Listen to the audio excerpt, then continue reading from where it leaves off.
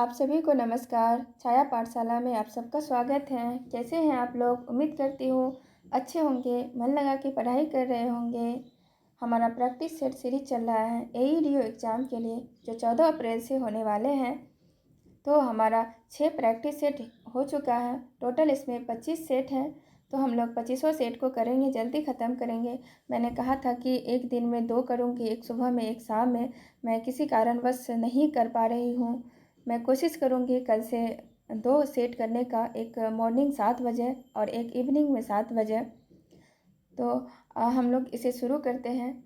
Playlist मैंने बना दिया है, 6 प्रैक्टिस सेट उसमें क्लास हो चुका है उसका। आप लोग उसमें अपना प्रैक्टिस कर सकते हैं कि आपका कितना बन रहा है 100 में से। आज हम लोग सेट नंबर 7 करेंगे। इस सेट नंबर 7 का पहला क्वेश्चन करते हैं। पहला क्वेश्चन है, बिहार विभूति ज्वेल ऑफ बिहार के नाम से किसे जाना जाता है? ऑप्शन है अनुग्रह नारायण सिन्हा, प्रफुल्ल चाकी, उपेंद्र नारायण झा, उपर्युक्त में से कोई नहीं या एक से अधिक। तो इसका सही आंसर क्या होगा? इसका सही आंसर हो जाएगा अनुग्रह नारायण सिन्हा। अनुग्रह नारायण सिन्हा जो थे, ये एक वकील, राष्ट्रवादी नेता, शिक्षाविद और प्रशासक भी थे। ये बिहार के पहले उप मुख्यमंत्री भी रह चुके हैं। अनुग्रह नारायण सिन्हा जो हैं, ये बिहार के पहले उप मुख्यमंत्री भी रह चुके हैं और इन्हें आधुनिक बिहार का निर्माता भी कहा जाता है। इन्हें क्या कहा जाता है? आधुनिक बिहार का निर्माता भी कहा जाता है।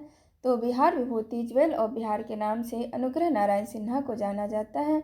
इस क्वेश्चन का सही आंसर होगा ऑप्शन नंबर 1। आप लोग भी अपने साथ कॉपी पेन लेके बैठेंगे और देखेंगे कि आपका कितना स्कोर बन रहा है, 100 में से आप कितना सही कर रहे हैं।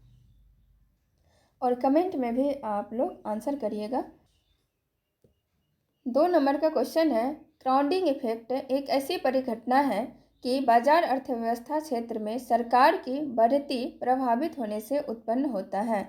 ऑप्शन है मांग पक्ष, आपूर्ति पक्ष, उपरोक्त दोनों, एक अथवा बी। तो इसका सही आंसर क्या होगा? इसका सही आंसर होगा ऑप्शन नंबर डी, ए अथवा बी। या तो मांग पक्ष अथवा आपूर्ति पक्ष, दोनों हो सकते हैं। इसके बारे में देखते हैं। जो ये क्राउडिंग इफेक्ट होता है, क्राउडिंग इफेक्ट एक ऐसी परिघटना है जो तब उत्पन्न होती है जब बाजार अर्थव्यवस्था के एक क्षेत्र में सरकार की बढ़ती भागीदारी और बाजार के बाकी हिस्से को प्रभावित करती है। ये घटना या तो बाजार की पूर्ति पक्ष में या मांग पक्ष में उत्पन्न हो सकती है। ये घटना या तो, ये जो परिघटना है, या तो बाजार की पूर्ति पक्ष में या बाजार की पूर्ति पक्ष में या फिर मांग पक्ष में उत्पन्न हो सकती है। तो इसलिए इसका आंसर हो जाएगा ऑप्शन नंबर डी, ए अथवा बी। या तो मांग पक्ष या आपूर्ति पक्ष, दोनों में उत्पन्न हो सकती है क्राउडिंग इफेक्ट। आगे हम लोग देखते हैं। आगे का क्वेश्चन है कि कौन सा 1953 में राज्य पुनर्गठन आयोग के सदस्य थे? कौन राज्य पुनर्गठन आयोग के सदस्य थे? SRC के सदस्य थे 1953 में। ऑप्शन है KM पनिकर, हृदयनाथ कुंजरू, फजल अली, उपरोक्त में से एक से अधिक या इनमें से कोई नहीं। तो इसके बारे में पहले जान लेते हैं कि 1953 में राज्य पुनर्गठन आयोग जो हुआ था, उस समय के जो प्रधानमंत्री थे, प्रधानमंत्री जवाहरलाल नेहरू, दिसंबर जो है, दिसंबर 1953 में फजल अली की अध्यक्षता में राज्य पुनर्गठन आयोग का गठन किया था। कब किया था? दिसंबर 1953 में फजल अली की अध्यक्षता में राज्य पुनर्गठन आयोग का गठन किया गया था। प्रधानमंत्री जवाहरलाल नेहरू थे। और इसके जो अन्य सदस्य थे, अन्य सदस्य कौन सा थे? अन्य सदस्य थे हृदयनाथ कुंजरू और KM पनिकर, ये सब अन्य सदस्य थे। तो इसमें से कौन सा है? ये KM पनिकर भी है, हृदयनाथ कुंजरू भी है, फजल अली तो इनकी अध्यक्षता की थी। तो इसलिए इसका आंसर हो जाएगा ऑप्शन नंबर डी, एक से अधिक। इसके बारे में और जान लेते हैं। ये जो है राज्य पुनर्गठन आयोग दिसंबर 1953 में से गठित किया गया था। ये जो आयोग है, अपनी रिपोर्ट जो दी थी, ये अपनी रिपोर्ट कब दिया था? 1955 में। इन्होंने अपनी रिपोर्ट 1955 में दिया था। और ये जो राज्य पुनर्गठन आयोग था, इसके अनुसार हुआ क्या था कि 14 राज्य और 6 केंद्र शासित प्रदेश स्थापित किए गए थे। कितने किए गए थे? 14 राज्य और 6 केंद्र शासित प्रदेश स्थापित किया गया था। तो इसका सही आंसर हो जाएगा ऑप्शन नंबर डी। आगे हम लोग देखते हैं। आगे 4 नंबर का क्वेश्चन है, इनमें से किसने कहा भारतीय न्यायपालिका विलासी मुकदमेबाजी से ग्रसित है? क्या कहा था? भारतीय न्यायपालिका जो है विलासी मुकदमेबाजी से ग्रसित है। किसने कहा था? ऑप्शन है दीपक मिश्रा, रंजन गोगोई, एन.वी. रमना या उपयुक्त में से एक से अधिक या इनमें से कोई नहीं। तो आप लोग इसका आंसर करेंगे 4 नंबर का। 4 नंबर का सही आंसर हो जाएगा option number C, N V. Ramana. N V. Ramana जो थे ये कौन से मुख्य न्यायाधीश थे? ये 48वें मुख्य न्यायाधीश थे भारत के। और हमारे संविधान में जो है अनुच्छेद कितना में 124, अनुच्छेद 124 से 147 तक, अनुच्छेद 124 से 147 तक में सर्वोच्च न्यायालय के बारे में दिया गया है। सर्वोच्च न्यायालय की संरचना, उनकी जो नियुक्ति होती है, मुख्य न्यायाधीश की नियुक्तियाँ, शक्ति, प्रक्रिया, इन सब के बारे में दिया है अनुच्छेद 124 से 147 में। जो सर्वोच्च न्यायालय की संरचना, नियुक्ति, शक्तियाँ, ये सबसे संबंधित है। तो इसका सही आंसर हो जाएगा option number C, N V. Ramana. इन्होंने कहा था भारतीय न्यायपालिका विलासी मुकदमेबाजी से क्या है? ग्रसित है। आगे हम लोग देखते हैं। आगे का क्वेश्चन है 5 नंबर का, पृथ्वी की आयु का निर्धारण किया जाता है। ऑप्शन ए है यूरेनियम डेटिंग के द्वारा, बी कार्बन डेटिंग के द्वारा, सी परमाणु घड़ी द्वारा, डी जैविक घड़ी द्वारा। तो पृथ्वी की आयु का निर्धारण किया जाता है। कैसे किया जाता है? इसका सही आंसर हो जाएगा ऑप्शन नंबर ए, यूरेनियम डेटिंग के द्वारा। पृथ्वी की आयु का निर्धारण यूरेनियम डेटिंग का प्रयोग करके किया जाता है। आगे हम लोग देखते हैं 6 नंबर का क्वेश्चन है, उस राज्य को पहचानिए जिसकी सीमा सबसे अधिक राज्यों की सीमा से मिलती है। सबसे अधिक राज्यों की सीमा से कौन सा जो है मिलता है?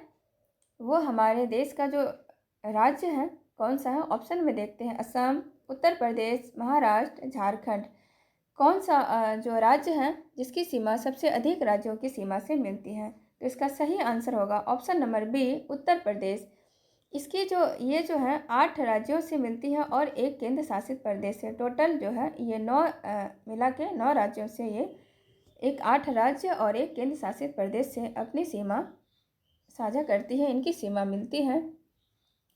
तो मैं बता देती हूँ ये 8 राज्य कौन सा है। ये 8 राज्य हैं मध्य प्रदेश, छत्तीसगढ़, बिहार, झारखंड, हरियाणा, हिमाचल प्रदेश, उत्तराखंड और राजस्थान। और एक जो केंद्र शासित प्रदेश है, संघ शासित जो क्षेत्र है वो है दिल्ली। तो टोटल मिला के 9 से ये अपनी जो सीमा मिलती है। 7 नंबर का क्वेश्चन है, इंडियन एसोसिएशन किसका गठन करके राष्ट्रीय चेतना बढ़ाने में महत्वपूर्ण भूमिका अदा की? अब हम लोग सबसे पहले देखते हैं इंडियन एसोसिएशन के बारे में।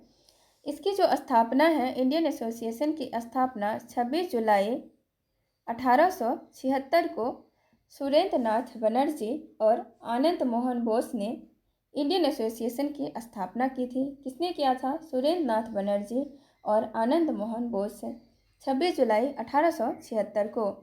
और 1883 में ये क्या किया था? 1883 में ये इंडियन एसोसिएशन जो है इन्होंने 1813 में कोलकाता में, कहाँ पे? 1883 में कोलकाता में एक अन्य अखिल भारतीय संगठन का सम्मेलन आयोजित किया जिसका नाम था इंडियन नेशनल कॉन्फ्रेंस। 1883 में कलकत्ता में क्या किया था? इंडियन नेशनल कॉन्फ्रेंस नामक एक अन्य अखिल भारतीय संगठन का सम्मेलन आयोजित किया था। और दूसरा क्या था? National Indian conference. National Indian conference कब किया था? ये किया था 25 दिसंबर 1885। 25 दिसंबर 1885 को नेशनल इंडियन कॉन्फ्रेंस जो कलकत्ता में जिसका आयोजन किया था। और इस एसोसिएशन की जो अध्यक्षता है किसने किया था? सुरेंद्र नाथ बनर्जी ने किया था। नेशनल इंडियन कॉन्फ्रेंस जो कलकत्ता में 25 दिसंबर 1885 को हुआ था, इसकी अध्यक्षता किसने किया था? सुरेंद्र नाथ बनर्जी ने किया था। और इस तरह से इंडियन एसोसिएशन जो है 1883 से इंडियन नेशनल कॉन्फ्रेंस का आयोजन करके राष्ट्र चेतना जगाने का कार्य करते रहा। क्या किया? 1883 से इंडियन नेशनल कॉन्फ्रेंस का आयोजन करके राष्ट्रीय चेतना जगाने का काम किया। तो इसका सही आंसर हो जाएगा इंडियन नेशनल कॉन्फ्रेंस। आगे हम लोग देखते हैं, क्वेश्चन है बिहार राज्य पर्यटन विकास निगम का टैगलाइन क्या है? इसका टैगलाइन क्या है? ब्राइट बिहार, हम सबका बिहार, विशफुल बिहार या बिहार इज द बेस्ट। इसका सही आंसर हो जाएगा option number C, wishful Bihar. Bihar राज्य पर्यटन विकास निगम का टैगलाइन है विशफुल बिहार। 9 नंबर का क्वेश्चन है बिहार के निम्न हिस्से में से कौन सा हिस्सा भूतात्विक दृष्टि से अपेक्षाकृत पुराना है? ऑप्शन है रोहतास का पठार, उत्तर पश्चिमी पहाड़ियाँ, खड़गपुर पहाड़ियाँ, उत्तर गंगा मैदान। इसमें से कहता है कि कौन जो है पुरातात्विक दृष्टि से अपेक्षाकृत पुराना है? तो इसका सही आंसर हो जाएगा रोहतास का पठार। रोहतास के पठार के बारे में कुछ जान लेते हैं। रोहतास के पठार के साथ जो है एक महत्वपूर्ण झरना है, झरना कर्मनाशा नदी पर देवरी जलप्रपात। कौन सा जलप्रपात है? देवरी जलप्रपात, देवदरी जलप्रपात। और एक है शुआरा नदी पर तेहर कुंड जलप्रपात। क्या है? तेहर कुंड जलप्रपात है शुआरा नदी पर। तो ये जलप्रपात से क्वेश्चन पूछा जाता है, तो इसलिए इसे याद रखना चाहिए। और जो है भौगोलिक रूप से बिहार 3 क्षेत्रों में विभाजित है। कितने क्षेत्रों में विभाजित है? बिहार 3 क्षेत्रों में विभाजित है। वो 3 क्षेत्र कौन सा है? एक है शिवालिक का क्षेत्र, है ना, दूसरा है बिहार का मैदान, और तीसरा है दक्षिण पठार क्षेत्र। तीसरा क्या है? दक्षिण पठार क्षेत्र। भौगोलिक रूप से बिहार 3 क्षेत्रों में विभाजित है। पहला क्षेत्र कौन सा हो गया? शिवालिक का क्षेत्र, दूसरा बिहार का मैदान क्षेत्र, तीसरा हो गया दक्षिण पठार क्षेत्र। इसमें जो है इसे कैमूर पठार के रूप में भी जाना जाता है। दक्षिण पठार क्षेत्र इसे क्या जाना जाता है? कैमूर पठार के रूप में भी इसे जाना जाता है। तो ये था कुछ जो जानना चाहिए। आगे हम लोग देखते हैं क्वेश्चन नंबर 10। 10 नंबर में क्या है कि निम्नलिखित में से कौन सी नदी फतवा के पास गंगा में मिलती है? ऑप्शन है पुनपुन, बालन, सोन, शांकरी या उपर्युक्त में से कोई नहीं या फिर एक से अधिक। तो 10 का सही आंसर क्या होगा? इसका सही आंसर आप लोग भी आंसर करिए। इसका सही आंसर हो जाएगा पुनपुन। फतवा जो पटना के पास गंगा नदी में पुनपुन नदी मिलती है।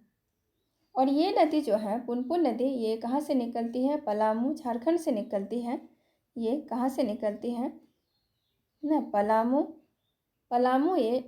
पलामू झारखंड से ये नदी निकलती है, झारखंड से।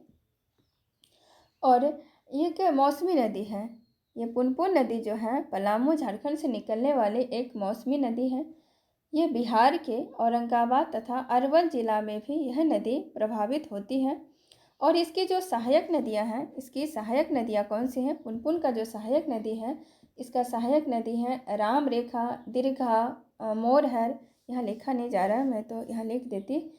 एक है राम रेखा, पुनपुन नदी का सहायक नदी है। क्या है? राम रेखा, दीर्घा, राम रेखा, दीर्घा और मोरहर। ये क्या है? मोरहर। ये कभी कभी पूछ सकता है एग्ज़ाम में, बीपीएससी या बिहार के अन्य जो एग्ज़ाम होते हैं उसमें पूछा जा सकता है, क्योंकि ये बिहार से हैं। तो फतुहा के पास गंगा नदी में कौन सी नदी मिलती है? पुनपुन नदी मिलती है। पुनपुन की जो सहायक नदी है राम रेखा, दीर्घा और मोरहर है। आगे हम लोग देखते हैं 11 नंबर का क्वेश्चन है कि बिहार की कौन सी नदी अपना मार्ग परिवर्तित करने के लिए जानी जाती है? इसका मैं सीधा आंसर बता देती हूँ। इसका आंसर होगा कोसी नदी।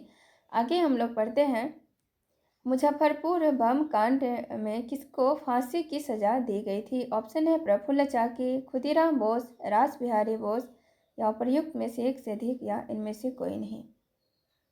तो मुजफ्फरपुर जो बम कांड की जो घटना हुई थी, ये घटना हुई थी 30 अप्रैल को। ये घटना कब हुई थी? 30 अप्रैल 1908 को। 30 अप्रैल 1908 को ये घटना हुई थी मुजफ्फरपुर बम कांड की। और इसमें खुदीराम बोस और प्रफुल्ल चाकी ने इस घटना को अंजाम दिया था। इसमें जो जो जिलाधिकारी किंग्सफोर्ड थे, किंग्सफोर्ड को मारना था। ये लोग उनके गाड़ी पे ये सोच के बम फेंका था कि इस गाड़ी में किंग्सफोर्ड है, लेकिन किंग्सफोर्ड नहीं थे। किंग्सफोर्ड की जगह लेडी कैनेडी थी और उनकी मृत्यु हो गई थी। लेडी कैनेडी की मृत्यु हो गई थी। और इस अपराध में जो है एक छोटे से युवक थे जिसकी उम्र ज़्यादा नहीं थी, लगभग 16-17 साल की एज थी उनकी। उनको फांसी दे दिया गया। खुदीराम बोस थे वो कौन थे? खुदीराम बोस। और 30 अगस्त को ये घटना हुई थी और 11 अगस्त को उन्हें फांसी दे दी गई थी। 11 अगस्त को मुजफ्फरपुर बम कांड में जो फांसी की सज़ा दी गई, खुदीराम बोस को दी गई थी। आगे हम लोग देखते हैं 13 नंबर का क्वेश्चन है, 1930 में बिहार क्षेत्र की राजस्व वसूली में धरना प्रदर्शन के कारण कितनी कमी हुई थी? 1930 में बिहार क्षेत्र की राजस्व वसूली में धरना प्रदर्शन के कारण कितनी कमी हुई थी? ऑप्शन 1 है 20 लाख, 30 लाख, 10 लाख। कितना कमी हुआ था? 13 का सही आंसर हो जाएगा ऑप्शन नंबर सी, 10 लाख। 1930 में बिहार क्षेत्र की राजस्व वसूली में धरना प्रदर्शन के कारण 10 लाख की कमी बताया गया है।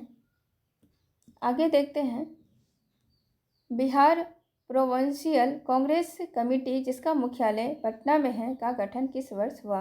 बिहार प्रोविंशियल कांग्रेस कमेटी जिसका मुख्यालय पटना में है, गठन कब हुआ था? 1908, 1910 या 1906? 14 नंबर का सही आंसर क्या होगा? इसका सही आंसर हो जाएगा ऑप्शन नंबर ए, 1908। बिहार प्रोविंशियल कांग्रेस कमेटी जो भारतीय राष्ट्रीय कांग्रेस की बिहार इकाई की एक शाखा है। ये क्या है? भारतीय राष्ट्रीय कांग्रेस की बिहार इकाई की एक शाखा है। इसका मुख्यालय कहाँ पे है? पटना में है। और इसका गठन हुआ था 1908 में। 1908 में इसका गठन हुआ था। तो इसका सही आंसर हो जाएगा ऑप्शन नंबर 1। आगे हम लोग देखते हैं 15 नंबर का क्वेश्चन है, हाल ही में समाचारों में देखी गई चैट जीपीटी में जीपीटी का पूर्ण रूप क्या है? जीपीटी का पूर्ण रूप क्या है? ऑप्शन है ग्लूटामिक पारुविक ट्रांस एमिनेज या GUID पार्टीशन टेबल या ग्रुप्ड पेगबोर्ड टेस्ट या फिर जनरेटिव प्री ट्रेंड ट्रांसफार्मर। तो इसका सही आंसर हो जाएगा option number D, generative pre trend transformer. आगे हम लोग देखते हैं, आगे 16 नंबर का क्वेश्चन है, निम्नलिखित में से कौन सा फोटो इलेक्ट्रिक उपकरण डिजिटल अनुप्रयोगों के लिए सबसे उपयुक्त है? इलेक्ट्रिक उपकरण डिजिटल अनुप्रयोगों के लिए सबसे उपयुक्त हैं। ऑप्शन है फोटोवोल्टिक सेल, फोटो उत्सर्जक सेल, फोटो डायोड। उपयुक्त में से एक से अधिक या इनमें से कोई नहीं? इसका सही आंसर बताइए, आप लोग भी आंसर करिए। 16 नंबर का सही आंसर क्या होगा? इसका सही आंसर हो जाएगा option number A, photovoltaic cell.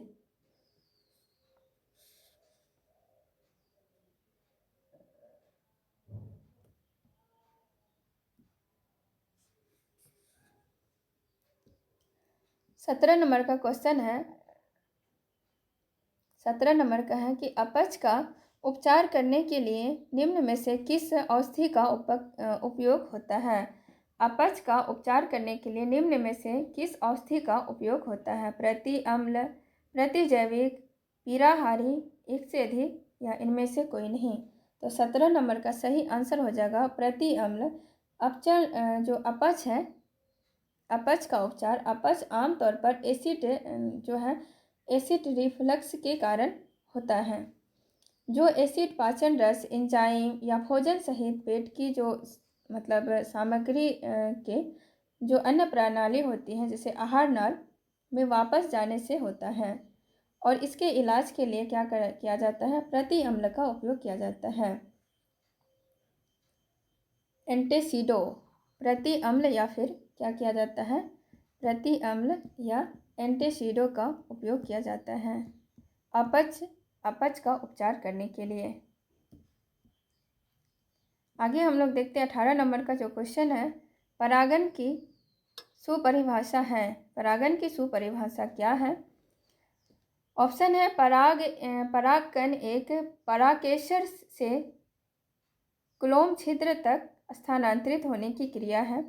B, परागकण का अंकुरण। सी, परागनली का बीजाणु तक पहुंचना। डी, कीटों का फूलों तक पहुंचना। ई, उपरोक्त में से एक से अधिक या फिर कोई नहीं। तो 18 नंबर का सही आंसर क्या होगा? इसका सही आंसर होगा ऑप्शन नंबर ए, परागकण का परागकेशर से क्लोम छिद्र तक स्थानांतरित होने की क्रिया को क्या कहते हैं? परागन कहते हैं। और ये जो है दो प्रकार के होते हैं, इसका दो प्रकार होता है। कौन से दो प्रकार होते हैं? स्वपरागन और परपरागन। 19 नंबर का क्वेश्चन देखते हैं। 19 नंबर में है, प्रकाश संश्लेषण के दौरान हरे पौधे अवशोषित करते हैं। क्या अवशोषित करते हैं? Oxygen, nitrogen, carbon monoxide, carbon dioxide. तो इसका सही आंसर क्या होगा? इसका सही आंसर होगा option number D, carbon dioxide. प्रकाश संश्लेषण के दौरान ऑक्सीजन गैस मुक्त होती है ना। प्रकाश संश्लेषण के दौरान क्या होता है? ऑक्सीजन गैस मुक्त होती है। यह एक ऐसी प्रक्रिया है जिसमें हरे पौधे सूर्य के प्रकाश की उपस्थिति में जल एवं CO2 से क्या करते हैं? CO2 को अवशोषित करके कार्बोहाइड्रेट का निर्माण करते हैं। यह एक ऐसी प्रक्रिया है जिसमें हरे पौधे सूर्य के प्रकाश की उपस्थिति में जल और कार्बन डाइऑक्साइड को अवशोषित करके क्या करते हैं? अवशोषित करके कार्बोहाइड्रेट का निर्माण करते हैं। और ये फिर क्या करते हैं? जो उप उत्पाद होते हैं उसके रूप में ऑक्सीजन निर्मुक्त होता है। तो इसका सही आंसर हो जाएगा ऑप्शन नंबर डी, CO2। तो हरे पौधे अवशोषित करते हैं, क्या अवशोषित करते हैं? कार्बन डाइऑक्साइड को अवशोषित करते हैं। 20 नंबर में है, रात के समय यह सलाह दी जाती है कि पेड़ के नीचे ना सोएं। क्यों ना सोएं? क्योंकि ऑप्शन ए है, ऑक्सीजन की कम मात्रा को मुक्त करते हैं, रात में हानिकारक गैस को मुक्त करते हैं, कार्बन डाइऑक्साइड को मुक्त करते हैं, कार्बन मोनोऑक्साइड को मुक्त करते हैं। तो 20 नंबर का सही आंसर क्या हो जाएगा? 20 नंबर का सही आंसर हो जाएगा कार्बन डाइऑक्साइड को मुक्त करते हैं। रात के समय पेड़ के नीचे ना सोने की सलाह दी जाती है। ये सलाह क्यों दी जाती है? क्योंकि रात में पेड़ कार्बन डाइऑक्साइड गैस का क्या करते हैं? उत्सर्जन करते हैं। रात में पेड़ क्या करते हैं?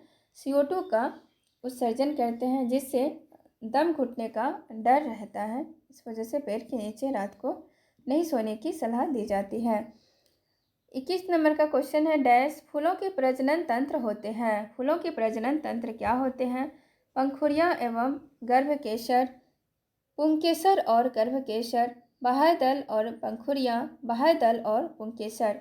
तो 21 का सही आंसर क्या होगा? इसका सही आंसर हो जाएगा ऑप्शन नंबर बी, पुंकेसर और गर्भकेशर। पुंकेसर और गर्भकेशर फूल के प्रजनन तंत्र होते हैं।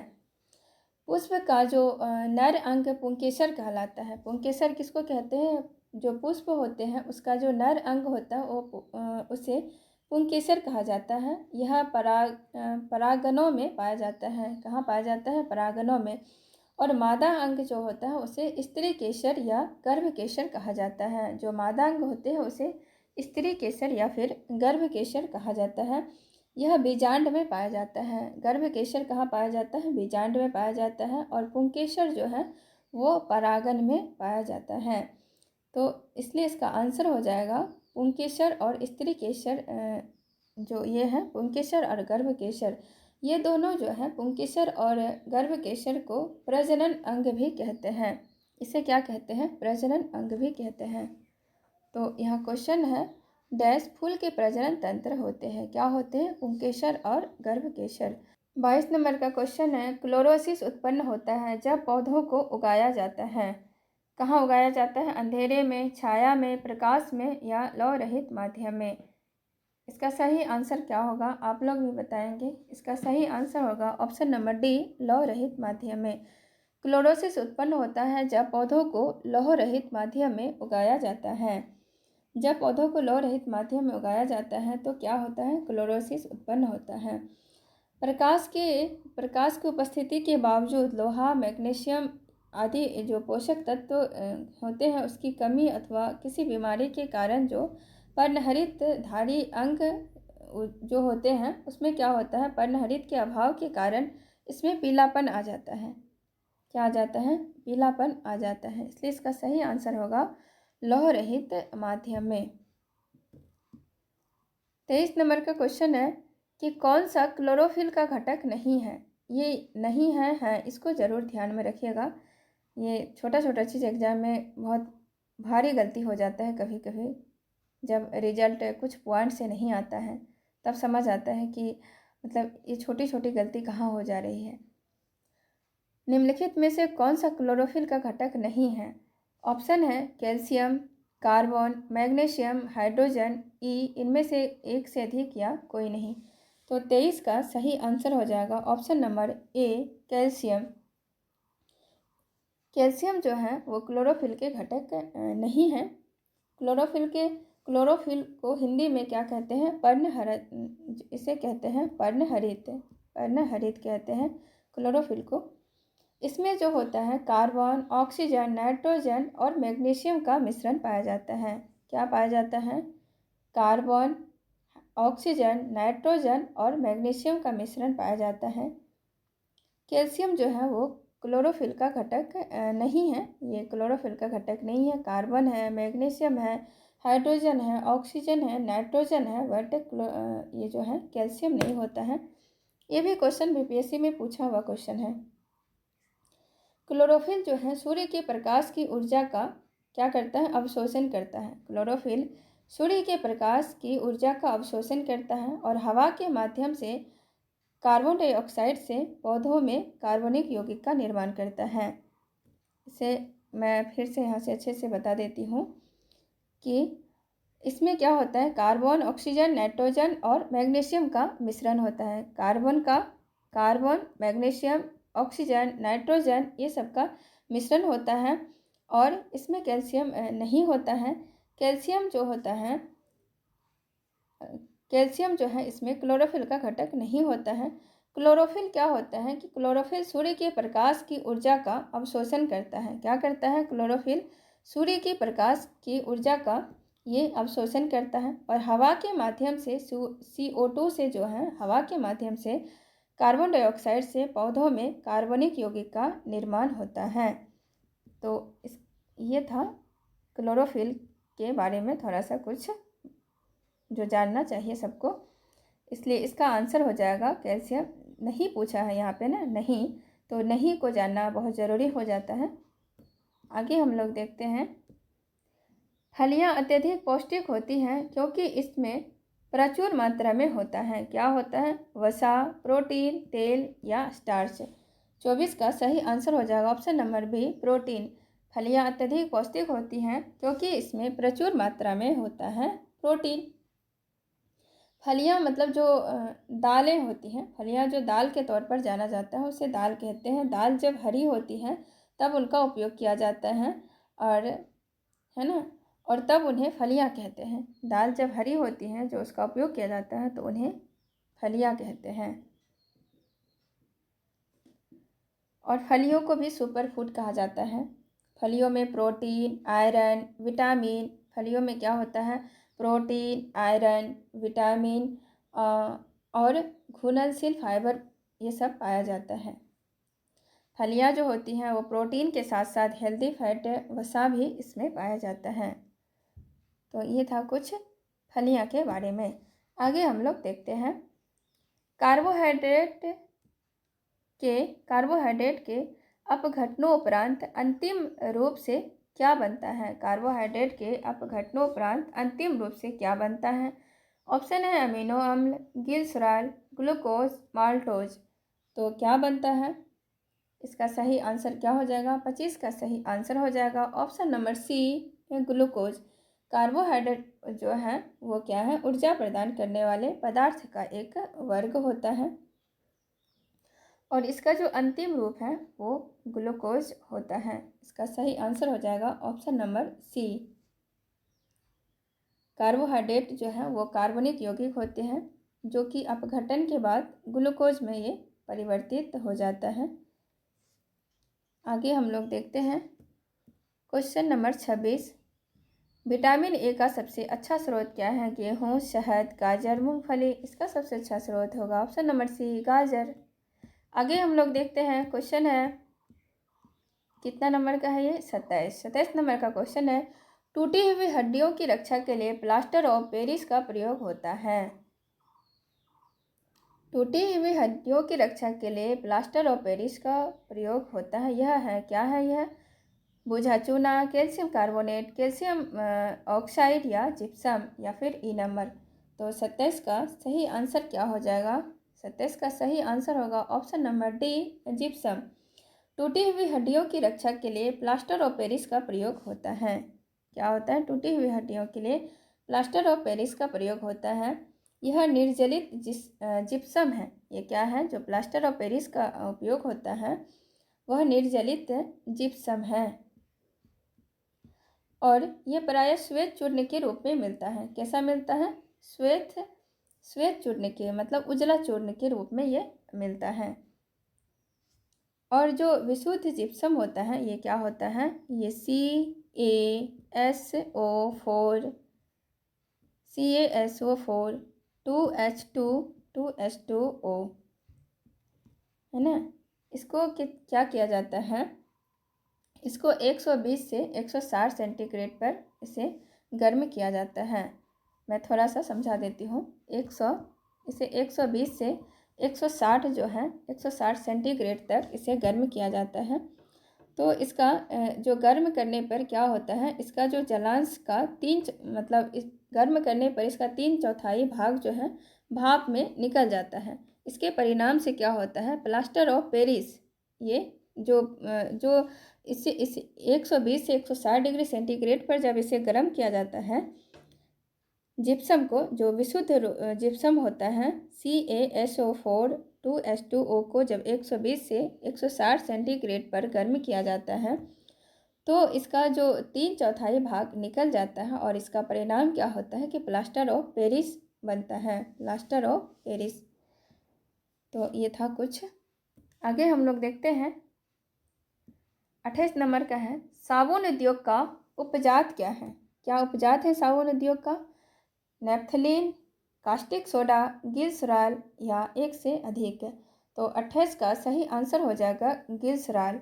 साबुन उद्योग का उपजात क्या है, ग्लिसरॉल है। साबुन उद्योग का उपजात को ग्लिसरॉल कहते हैं।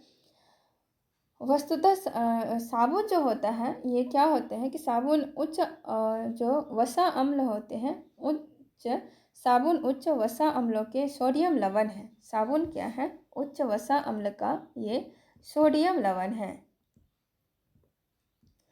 आगे का क्वेश्चन देखते हैं, पदार्थ के एक रूप का कोई निश्चित आकार नहीं होता लेकिन इसका एक निश्चित आयतन होता है। पदार्थ का यह रूप एक उदाहरण है।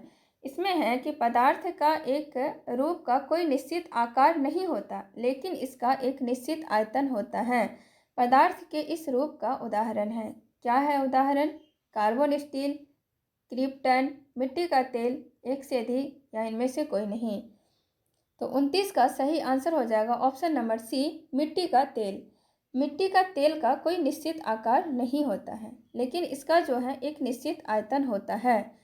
मिट्टी का तेल जो इस ऑप्शन में दिया है इसका निश्चित आकार तो नहीं होता लेकिन इसका निश्चित आयतन होता है। यही यहाँ पे पूछा है। पदार्थ की जो 3 अवस्थाएं होती हैं, पदार्थ की कितनी अवस्थाएं होती हैं? 3 अवस्थाएं होती हैं। इसमें से एक होता है ठोस, है ना, द्रव, और ठोस, द्रव, और क्या होता है? गैस। तो ठोस के जो कण होते हैं, ठोस के कण में आकर्षण बल अधिक होता है ना। ये ठोस के जो कण होते हैं, ठोस के कण आपस में होते हैं, तो इसमें क्या होता है? इसमें आकर्षण बल अधिक होता है। तो इसके आकर्षण बल अधिक होने के कारण इसमें होता क्या है कि इसका निश्चित आकार और आयतन होता है। ठोस में जो आकर्षण बल अधिक होता है, इस कारण से इसका निश्चित आकार और निश्चित आयतन होता है। द्रव में कणों का जो द्रव में जो कण का बंधन होता है वो ठोस की तुलना में थोड़ा कम होता है। द्रव में जो कण का बंधन होता है वो ठोस की तुलना में थोड़ा सा क्या होता है? ये कम होता है ना। और इसलिए इसका निश्चित आकार नहीं हो पाता, लेकिन इसका आयतन निश्चित होता है।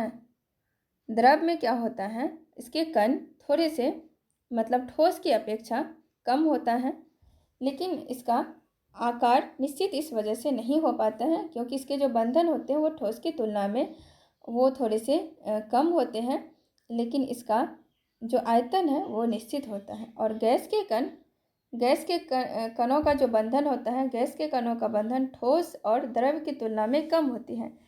गैस का, ये मान लो ठोस का कण है, ये द्रव का कण है, ये गैस का कण है, इसे गैस का कण मान लेते हैं। इसका बंधन क्या होता है? उसके तुलना में कम होता है। इसका ना तो निश्चित आकार होता है और ना निश्चित आयतन होता है। तो एक के समझाने के लिए मैंने ये ठोस, द्रव और गैस को बताया। आप इस तरह से समझ सकते हैं कि ठोस का कण ज़्यादा मतलब आपस में होते हैं, तो इस वजह से इसका आकर्षण बल अधिक होता है ठोस का। तो इस वजह से इसका आकार भी निश्चित होता है, आयतन भी निश्चित होता है। और ठोस की तुलना में जो द्रव है इसका थोड़ा सा बंधन कम होता है। इसका आकार जो है निश्चित नहीं हो पाता, लेकिन आयतन निश्चित होता है। लेकिन गैस का जो है वो उसका बंधन ठोस और द्रव की तुलना में कम होता है, इसलिए इसका निश्चित आकार भी नहीं होता और निश्चित आयतन भी नहीं होता। इसका सही आंसर हो जाएगा ऑप्शन नंबर जो है सी, मिट्टी का तेल। आगे हम लोग देखते हैं 30 नंबर का क्वेश्चन है, अम्ल धातु कार्बोनेट से अभिक्रिया कर डैश गैस मुक्त करते हैं। तो कौन सी गैस मुक्त करते हैं? H2, CO2, CO, एक से अधिक या इनमें से कोई नहीं। 30 का सही आंसर हो जाएगा ऑप्शन नंबर बी, CO2। अम्ल धातु जो है वो कार्बोनेट से अभिक्रिया करके कार्बन डाइऑक्साइड मुक्त करते हैं। अम्ल धातु कार्बोनेट से अभिक्रिया करके क्या करते हैं? कार्बन डाइऑक्साइड मुक्त करते हैं। तो इसका सही आंसर हो जाएगा ऑप्शन नंबर बी। आगे हम लोग देखते हैं 31 नंबर का क्वेश्चन है कि एक नाभिक का द्रव्यमान संख्या है। एक नाभिक का द्रव्यमान संख्या क्या है? न्यूट्रॉन एवं प्रोटॉन की संख्या का योग, न्यूट्रॉन और प्रोटॉन की कुल द्रव्यमान होती है। सी, हमेशा परमाणु भार से अधिक होती है। डी, हमेशा अपनी परमाणु संख्या से कम होती है। ई, उपर्युक्त में से कोई नहीं या एक से अधिक। तो 31 नंबर का सही आंसर क्या हो जाएगा? एक नाभिक का द्रव्यमान संख्या होता है, क्या होता है? तो ए नंबर इसका आंसर होगा। न्यूट्रॉनों और प्रोटॉनों की संख्या का जो है योग होता है। किसी परमाणु के नाभिक में जो उपस्थित प्रोटीन और न्यूट्रॉन की जो संख्या का योग होता है वह उस परमाणु के नाभिक की द्रव्यमान संख्या होती है। क्या होता है? किसी नाभिक में जो उपस्थित प्रोटॉन और न्यूट्रॉन की जो संख्या का योग होता है वह उस परमाणु के नाभिक के द्रव्यमान संख्या होती है। तो इसका सही आंसर हो जाएगा ऑप्शन नंबर ए। आगे हम लोग देखते हैं क्वेश्चन नंबर 32 में कहता है कि हीरे और ग्रेफाइट के बारे में कौन सा कथन सत्य है? कौन सा कथन जो है सत्य है? ऑप्शन 1 है उनकी विद्युत चालकता समान होती है। बी, उनके पास समान क्रिस्टलीय संरचना होती है। सी, उनके पास समान डिग्री की कठोरता होती है। डी, उपर्युक्त में से एक से अधिक। ई, इनमें से कोई नहीं। तो 32 का सही आंसर क्या हो जाएगा? आप लोग भी आंसर करेंगे। इसका सही आंसर हो जाएगा ऑप्शन नंबर ई, उपयुक्त में से कोई नहीं। क्यों कोई नहीं होगा? एक भी जो ऑप्शन है ये नहीं, दोनों में समानता है, क्योंकि यहाँ पे पूछ रहा है कि कौन सा कथन जो है हीरा और ग्रेफाइट में सत्य है। तो यहाँ पे हो जाएगा कि हीरा जो है ताप और विद्युत का क्या है, कुचालक होता है। हीरा क्या होता है, हीरा ताप और विद्युत का कुचालक होता है। और ग्रेफाइट क्या होता है, सुचालक होता है। हीरा ताप और विद्युत का कुचालक होता है, यहाँ पे लिखा नहीं जाता है, कुचालक होता है। और जबकि जो ग्रेफाइट होता है ना, ग्रेफाइट ये इसका सुचालक होता है। हीरे की संरचना जो है, हीरे की संरचना ये कैसी होती है, चतुष्फलकीय होती है।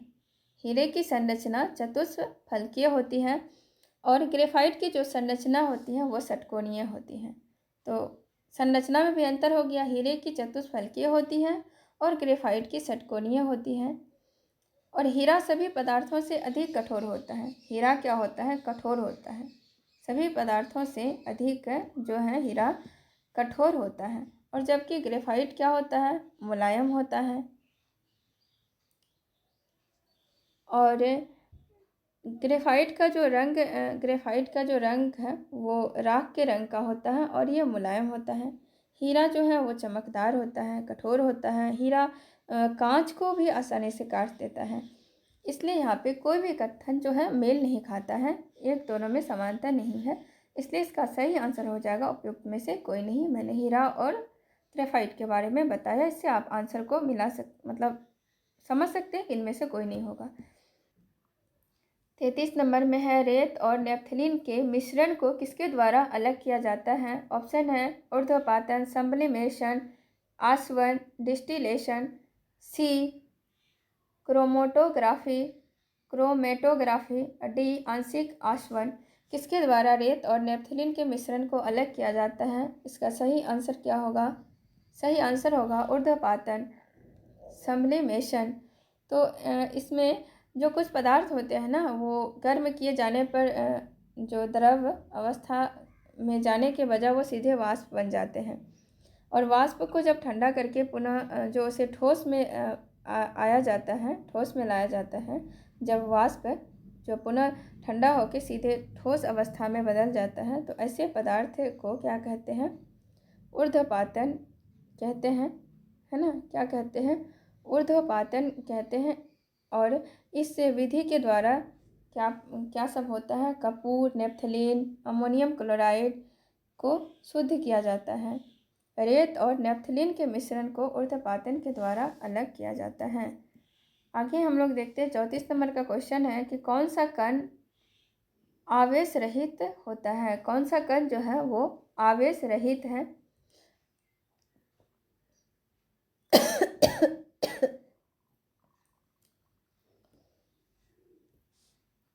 34 नंबर का क्वेश्चन है, निम्नलिखित में से कौन सा कण आवेश रहित है। अल्फा कण, इलेक्ट्रॉन, न्यूट्रॉन, प्रोटॉन। तो 34 का सही आंसर हो जाएगा न्यूट्रॉन। आवेश रहित पूछा है, न्यूट्रॉन जो है आवेश रहित कण है। और इसकी जो खोज है 1932 में जेम्स चैडविक ने किया था। किसने किया था, जेम्स चैडविक ने किया था। जेम्स चैडविक ने इसकी खोज की थी, न्यूट्रॉन की खोज 1932 में। न्यूट्रॉन एक आवेश रहित जो है मूल कण है। ये परमाणु के नाभिक में प्रोटीन के साथ पाया जाता है। कहाँ पाया जाता है, ये परमाणु के नाभिक में प्रोटीन के साथ पाया जाता है। ये आवेश रहित कण है। इसकी खोज जो है 1932 में जेम्स चैडविक ने किया था। आगे हम लोग देखते हैं, मानव आँख में किसी वस्तु का प्रतिबिंब कहाँ पर बनता है। मानव आँख में किसी वस्तु का प्रतिबिंब कहाँ पे बनता है। ऑप्शन है रेटिना, पुतली, पारितारिका, उपयुक्त में से एक से अधिक या कोई नहीं। तो 35 का सही आंसर क्या हो जाएगा, मानव आँख में किसी वस्तु का प्रतिबिंब कहाँ बनता है, तो ये रेटिना पर बनता है। मानव आँख में किसी वस्तु का प्रतिबिंब रेटिना पर बनता है। मानव आँख के रेटिना पर जो बनने वाले प्रतिबिंब होते हैं वो क्या होते हैं, वास्तविक और उल्टा बनता है। मानव आँख के रेटिना पर जो प्रतिबिंब बनता है वो कैसा प्रतिबिंब बनता है, वो वास्तविक और उल्टा बनता है। और इसके बारे में थोड़ा जान लेते हैं। रेटिना उत्तक की जो परत होती है वो आँख के पिछले हिस्से को अंदर की तरफ जो है वो क्या करती है, प्रतिच्छेद करती है। रेटिना उत्तक की जो परत होती है वो आँख के पिछले हिस्से के अंदर के तरफ उसे प्रतिच्छेद करती है। और इसमें एक चीज़ ये याद रखिएगा जो मैंने अभी बोला कि इसका जो प्रतिबिंब है वास्तविक, इसका जो प्रतिबिंब है ये कैसे बनता है, वास्तविक और उल्टा, वास्तविक और उल्टा बनता है। इसे भी याद रखिएगा, एग्जाम में पूछा जाता है। आगे का क्वेश्चन हम लोग देखते हैं। क्वेश्चन है, प्रकाश की किरण दर्पण पर 30 डिग्री के कोण पर आपतित होती है और अभिलंब तथा परावर्तन किरण के बीच का कोण होता है। मतलब प्रकाश की एक किरण दर्पण पर 30 डिग्री के कोण पर आपतित होती है, अभिलंब और परावर्तित किरण के बीच का कोण होता है। क्या होता है, तो इसे थोड़ा सा समझते हैं। ये मान लेते हैं ये जो है ये दर्पण है, ठीक है ना, ये दर्पण है। और यहाँ पे कहता है कि आपतित जो किरण है, ये आपतित किरण हम मान लेते हैं कि इसमें कहता है कि ये प्रकाश के दर्पण पर 30 डिग्री के कोण पर आपतित होती है। ये जो है ये 30 डिग्री का है, आपतित होती है। और यहाँ पे कहता है कि अभिलंब और परावर्तित किरणों के बीच का कोण होता है। अभिलंब, ये अभिलंब और परावर्तित किरणों के बीच का कोण होता है। ये है अभिलंब, ये है आपका दर्पण, ये आपतित किरण है, आपतित, ये आपतित है। और यहाँ पे कहता है ये परावर्तित, ये परावर्तित किरण है। और यहाँ पे है अभिलंब, अभिलंब के बीच का कोण के बारे में पूछ रहा है। ये जो बीच का कोण है ये 30 डिग्री का कोण है। ये वाला कोण 30 डिग्री का है तो ये वाला कोण भी 30 डिग्री का ही होगा। ये 30 डिग्री का कोण है तो ये वाला भी 30 डिग्री का कोण ही होगा। इसका नियम होता है कि जो आपतित प्रकाश किरण होता है, आपतन बिंदु पर अभिलंब और परावर्तित किरण तीनों एक ही तल में होते हैं। तीनों क्या होते हैं, एक ही तल में होते हैं। फिर से मैं बोल देती हूँ, आपतित प्रकाश और आपतन बिंदु पर अभिलंब, आपतित किरण आपतन बिंदु पर जो अभिलंब होता है और परावर्तित किरण तीनों क्या होता है, एक ही तल में होता है। आपतन कोण का मान सदैव परावर्तित कोण के मान के बराबर होता है। इस कोण का मान और इस कोण का मान क्या होता है, सदैव जो है वो बराबर होता है। जैसे आपतन कोण जो है ये 30 डिग्री का कोण है तो ये भी परावर्तित किरण भी ये भी 30 डिग्री का ही होगा। तो इसका सही आंसर हो जाएगा ऑप्शन नंबर ए, 30 डिग्री। तो उम्मीद करती हूँ आप लोग इसे समझे होंगे। आगे का क्वेश्चन है 37 नंबर का, निम्नलिखित में से किसमें उच्चतम ऊर्जा होती है? किसमें उच्चतम ऊर्जा होती है? नीला प्रकाश, लाल प्रकाश, पीला प्रकाश, उपयुक्त में से एक से अधिक या इनमें से कोई नहीं।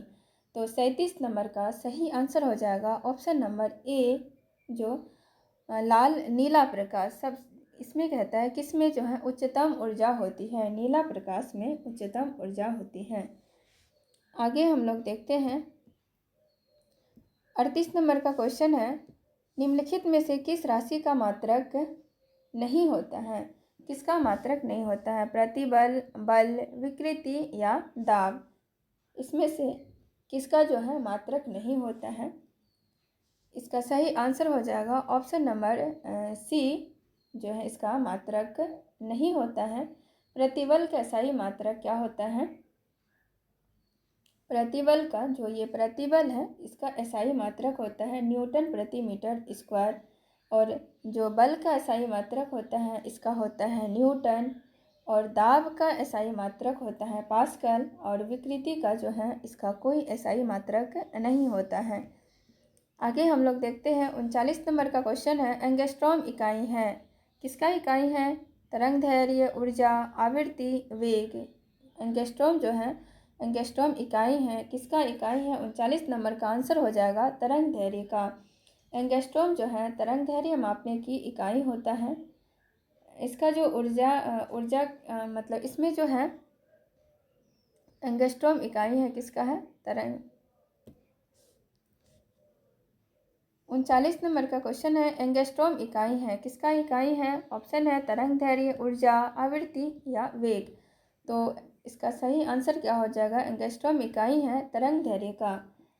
है ना। एंगस्ट्रॉम किसका इकाई है? एंगस्ट्रॉम तरंग दैर्घ्य मापने का एक इकाई है। ये जो ऊर्जा है, ऊर्जा ऊर्जा का इकाई जूल होता है। ऊर्जा का इकाई क्या होता है? जूल होता है।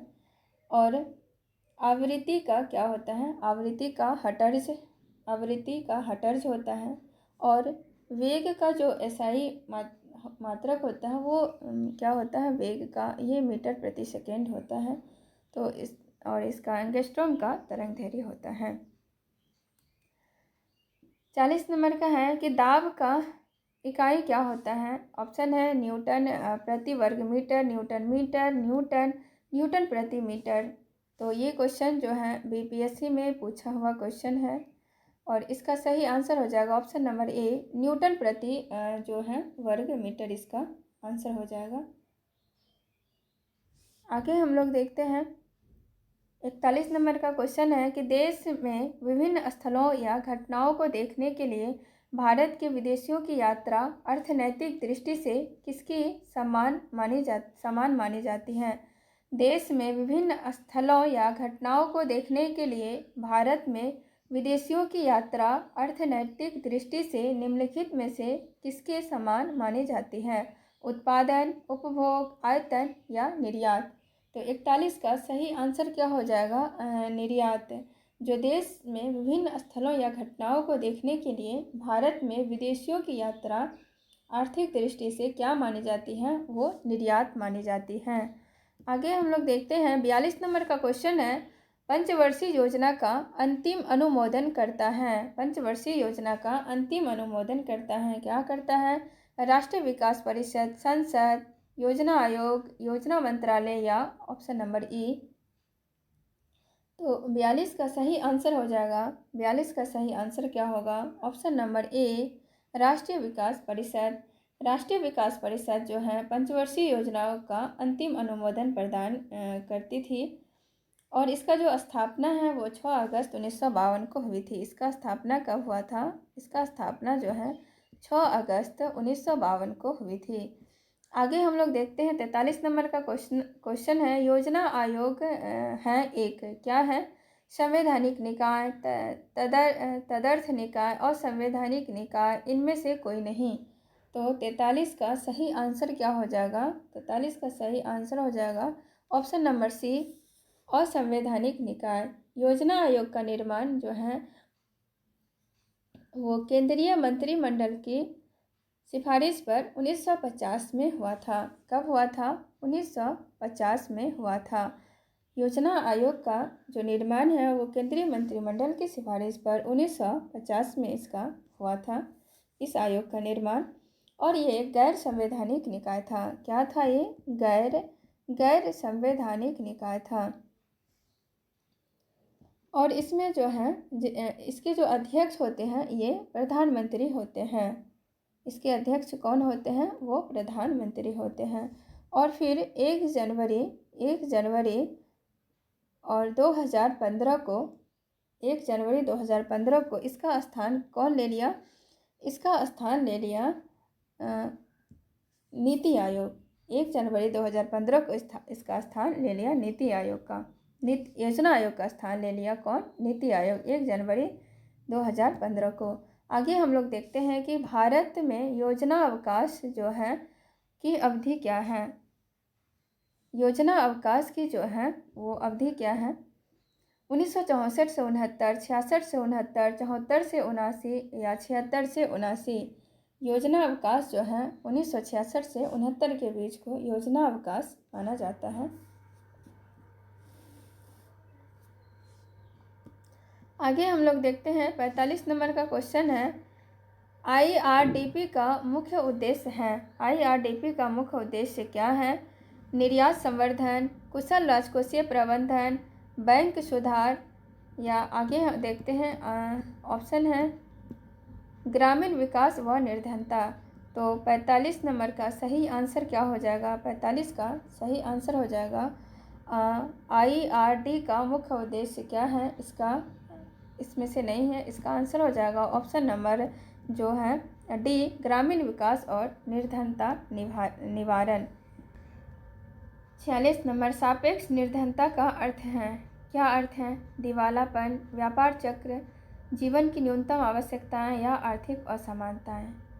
तो सापेक्ष निर्धनता जो होती है वो क्या होता है? सापेक्ष निर्धनता का अर्थ होता है आर्थिक असमानताएं। और सापेक्ष निर्धनता जो है ये बताता है कि समाज का जो एक वर्ग आय है, समाज का एक वर्ग आय या जो उसका उपभोग का जो स्तर है, उपभोग स्तर की जो दृष्टि है वो संपूर्ण समाज या अर्थव्यवस्था के औसत आय से उनका जो उपभोग स्तर है वो काफ़ी नीचा है। तो इसका सही आंसर हो जाएगा सापेक्ष निर्धनता का जो अर्थ है वो आर्थिक असमानता है। आगे हम लोग देखते हैं 47 नंबर का क्वेश्चन है कि भारत में अधिकांश व्यक्ति बेकार हैं। भारत में अधिकांश व्यक्ति क्या हैं? वो बेकार हैं। उद्योग में, कृषि में, खनन में इनमें से कोई नहीं। तो 47 का सही आंसर क्या हो जाएगा? कृषि में। कृषि क्षेत्र में जो है प्रचंड बेरोजगारी, छिपी हुई बेरोजगारी पाई जाती है ना।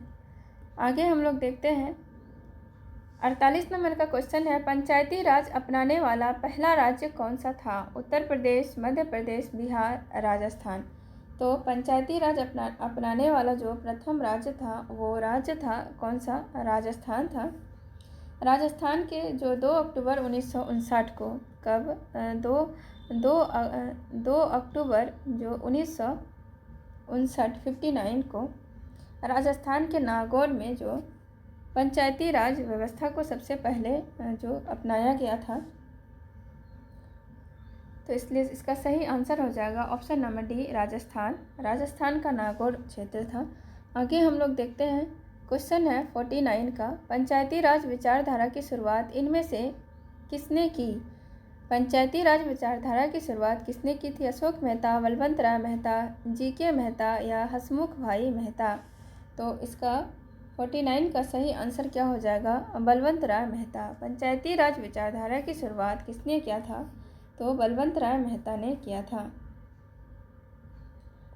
आगे हम लोग देखते हैं क्वेश्चन है विकेंद्रीकरण प्रणाली की सिफारिश किसने की थी? विकेंद्रीकरण प्रणाली की सिफारिश किसने किया था? सी राजगोपालाचारी, जे.वी. कृपलानी, बलवंत राय मेहता, अशोक मेहता। तो इसका सही आंसर हो जाएगा बलवंत राय मेहता। विकेंद्रीकरण प्रणाली की सिफारिश बलवंत राय मेहता ने किया था। भारत की सर्वप्रथम लोकतांत्रिक विकेंद्रीकरण प्रणाली जो त्रिस्तरीय प्रणाली था, तो इसका जो सिफारिश है बलवंत राय मेहता ने किया था। कब किया था? तो 1957 में ये उन्होंने किया था, बलवंत राय मेहता ने। और उनकी जो ये सिफारिश थी उसी के आधार पे क्या किए थे पंडित जवाहरलाल नेहरू 2 अक्टूबर 1959 को राजस्थान के नागौर में पंचायती राज का उद्घाटन किया था। और जो पंचायती राज समिति के जो अध्यक्ष थे वो थे बलवंत राय मेहता। आगे हम लोग देखते हैं 51 नंबर का क्वेश्चन है लोकसभा में आंग्ल भारतीय समुदाय को मनोनीत करने की शक्ति किसके पास है? अल्पसंख्यक आयोग, भारत के राष्ट्रपति, प्रधानमंत्री या उपराष्ट्रपति या फिर ई नंबर ऑप्शन। तो जो 51 नंबर का क्वेश्चन है, क्वेश्चन मैं फिर से पढ़ देती हूँ। लोकसभा में आंग्ल भारतीय समुदाय को मनोनीत करने की शक्ति किसके पास है? तो इसे मनोनीत करने की शक्ति भारत के राष्ट्रपति के पास है। जो अनुच्छेद है वो 331 में कहा गया है कि जो भारत के जो राष्ट्रपति हैं, राष्ट्रपति के द्वारा लोकसभा में आंग्ल समुदाय का प्रतिनिधित्व जो है पर्याप्त नहीं है, तो वो लोकसभा में उस समुदाय के मतलब 2 से अधिक सदस्य के नाम निर्देशित कर सकेगा। और जो इसे 100 जो वर्तमान में भी 104वां जो संवैधानिक संशोधन अधिनियम, जो 104वां संवैधानिक संशोधन अधिनियम जो 2000 कब आया था? 2019 में जो आया था, उसे 2019 के द्वारा लोकसभा और राज्य की विधानसभाओं में जो आंग्ल भारतीय समुदाय का मनोनयन होता था उसे समाप्त कर दिया गया। आंग्ल भारतीय जो सदस्य होते थे उसे कौन से संविधान संशोधन द्वारा समाप्त किया गया? 104वें संविधान संशोधन 2019 में। आगे हम लोग देखते हैं 52 नंबर का क्वेश्चन है भारत के कार्यपालिका अध्यक्ष जो है, एग्जीक्यूटिव जो हेड है वो कौन है? राष्ट्रपति, प्रधानमंत्री, विरोधी दल के नेता या भारत सरकार के मुख्य सचिव या फिर उपयुक्त में से कोई नहीं या एक से अधिक। तो 52 का सही आंसर क्या हो जाएगा? इसका सही आंसर होगा ऑप्शन नंबर जो है ए, राष्ट्रपति। अनुच्छेद जो 52 है, अनुच्छेद 52 में कहा गया है कि भारत का जो है एक राष्ट्रपति होगा, है ना। भारत में एक क्या होगा? राष्ट्रपति होगा। और यहाँ पे कार्यपालिका अध्यक्ष के बारे में बताया है। ये अनुच्छेद, ये आंसर होगा इसका राष्ट्रपति के बारे में है अनुच्छेद 52 में। और 53 में है, अनुच्छेद 53 का 1 में ये बताया गया है कि संघ की कार्यपालिका शक्ति जो है वह राष्ट्रपति में निहित होगी। क्या बताया गया है? कि संघ की कार्यपालिका शक्ति राष्ट्रपति में निहित होगी और वह इसका प्रयोग इस संविधान के अनुसार या तो स्वयं या अपने अधीनस्थ अधिकारी के द्वारा करेगा। आगे हम लोग देखते हैं 53 नंबर का क्वेश्चन है, लोकसभा को कार्यकाल पूरा होने के पहले भंग किया जा सकता है। मतलब लोकसभा को कार्यकाल पूरा होने से पहले भंग किया जा सकता है। तो कैसे भंग किया जा सकता है? ऑप्शन देखते हैं, राष्ट्रपति द्वारा स्वविवेक से, प्रधानमंत्री द्वारा स्वविवेक से, लोकसभा अध्यक्ष द्वारा स्वविवेक से, या डी, प्रधानमंत्री की सिफारिश पर राष्ट्रपति द्वारा, या फिर ऑप्शन नंबर ई। तो 53 का सही आंसर क्या हो जाएगा? 53 का सही आंसर होगा ऑप्शन नंबर डी, प्रधानमंत्री की सिफारिश पर राष्ट्रपति द्वारा। क्वेश्चन फिर से पढ़ देती हूँ एक बार। लोकसभा को कार्यकाल पूरा होने के पहले भंग किया जा सकता है। कैसे किया जा सकता है? प्रधानमंत्री की सिफारिश पर राष्ट्रपति द्वारा भंग किया जा सकता है। लोकसभा की जो अवधि है वो कितने वर्ष का होता है? वो 5 साल का होता है ना। 5 वर्ष का लोकसभा का जो अवधि है वो 5 वर्ष का होता है। और राष्ट्रपति से प्रधानमंत्री की सिफारिश पर इसके पूर्व भी हटा सकता है। कैसे हटा सकता है? कौन सा अनुच्छेद है? अनुच्छेद है इसका 85 का 2, 85 का 2 ख में ये सिफारिश है कि उससे पहले भी उसे हटाया जो है जा सकता है। आगे हम लोग देखते हैं, आगे का क्वेश्चन है अनुच्छेद 54, आगे हम लोग देखते हैं क्वेश्चन है 54। अध्यक्ष सदन के किसी भी सदस्य को बोलने से रोक सकता है या अन्य किसी सदस्य को बोलने दे सकता है। यह घटना क्या कहलाती है? ऑप्शन है अंतर प्रश्न, पक्ष त्याग, बैठ जाना, मर्यादा। मतलब अध्यक्ष जो है सदन के किसी भी सदस्य को बोलने से रोक सकता है, ऐसा देखते हैं ना। तो बैठने कहा जाता है या रोक दिया जाता है, तो इसे क्या कहा जाता है? इसे कहा जाता है, आंसर आप लोग बताइएगा, इसे क्या कहा जाता है? इसे कहा जाता है मतलब बैठ जाना। जब अध्यक्ष जो है सदन के किसी सदस्य को बोलने से रोक सकता है और अन्य किसी सदस्य को फिर बोलने के लिए कह सकता है। मतलब एक सदस्य को कहता है कि आपका हो गया, आप रुक जाइए, दूसरे सदस्य को कहता है कि आप बोल सकते हैं, ऐसा मतलब देखे होंगे। तो दूसरे सदस्य को बोलने दे सकता है और एक सदस्य को रोक सकता है। तो यह मतलब इस घटना को क्या कहा जाता है? इसे कहा जाता है मतलब बैठ जाना। इसका सही आंसर होगा ऑप्शन नंबर सी। आगे हम लोग देखते हैं क्वेश्चन नंबर 55 को। निम्नलिखित में से भारत का राष्ट्रपति किसकी नियुक्ति नहीं करता? भारत के राष्ट्रपति जो हैं किसकी नियुक्ति नहीं करता? राज्यपाल, प्रधानमंत्री, मुख्य निर्वाचन आयोग या उपराष्ट्रपति। इसका सही जो आंसर होगा, यहाँ पे नहीं वाला पर ध्यान रखिएगा, इसका सही आंसर होगा ऑप्शन नंबर डी, उपराष्ट्रपति। भारत के उपराष्ट्रपति जो होता है, उपराष्ट्रपति का कैसे नियुक्ति होता है? भारत के उपराष्ट्रपति की नियुक्ति जो है वो अप्रत्यक्ष प्रक्रिया के द्वारा होती है। भारत के राष्ट्रपति की नियुक्ति कैसे होती है? अप्रत्यक्ष प्रक्रिया के द्वारा होती है। और भारत का जो निर्वाचन आयोग होता है ना, जो इसका जो होता है निर्वाचन अनुपातिक प्रतिनिधित्व प्रणाली के अनुसार एकल संक्रमणीय मत द्वारा उपराष्ट्रपति पद का निर्वाचन होता है। कैसे होता है इसका निर्वाचन? इसका निर्वाचन जो होता है एकल संक्रमणीय मत द्वारा इसका निर्वाचन होता है। अनुपातिक प्रतिनिधित्व पद्धति के अनुसार एकल संक्रमणीय मत द्वारा उपराष्ट्रपति पद के लिए निर्वाचन किया जाता है। और इसका जो है संविधान के अनुच्छेद 66 में उपराष्ट्रपति के क्या कहा जाता है? अनुच्छेद 66 में उपराष्ट्रपति के चुनाव प्रक्रिया का वर्णन किया गया है। तो इसलिए इसका सही आंसर हो जाएगा उपराष्ट्रपति। आगे हम लोग देखते हैं 56 नंबर का क्वेश्चन है, भारत के राष्ट्रपति का कार्यकाल सरकारी प्रणालियों के किस संयोजन की विशेषता नहीं है? ऑप्शन 1 है अध्यक्षीय एवं गणतंत्रात्मक, बी संसदीय एवं गणतंत्रात्मक, सी प्रजातांत्रिक एवं गणतंत्रात्मक, डी संसदीय एवं संघीय। तो 56 का सही आंसर हो जाएगा ऑप्शन नंबर ए अध्यक्षीय एवं गणतंत्रात्मक। क्वेश्चन है, भारत के राष्ट्रपति का कार्यकाल सरकारी प्रणालियों के किस संयोजन की विशेषता नहीं है? तो अध्यक्षीय एवं गणतंत्रात्मक की विशेषता नहीं है। भारत द्वारा जो है संसदीय लोकतंत्र को अपनाया गया है। किस मॉडल पर है ये? संसदीय लोकतंत्र को जो भारत द्वारा अपनाया गया है ये जो है किस मॉडल पर है? ब्रिटिश मॉडल पर यह आधारित है। इस कारण से जो राष्ट्रपति होता है वो संवैधानिक प्रमुख होता है और प्रधानमंत्री जो है वो वास्तविक प्रमुख होता है। यह अध्यक्षीय प्रणाली जो संबंध है वो भारत में नहीं है। इसका नहीं होने का कारण है कि भारत के राष्ट्रपति का जो कार्यकाल है वो अध्यक्षीय एवं गणतंत्रात्मक व्यवस्था के संयोजन से संबंधित नहीं है ना। तो इसलिए इसका आंसर हो जाएगा ऑप्शन नंबर ए। आगे हम लोग देखते हैं, क्वेश्चन है कि भारत में यदि एक देश का चुनाव लागू किया जाता है तो भारतीय संविधान के किस अनुच्छेद में संशोधन की आवश्यकता होगी?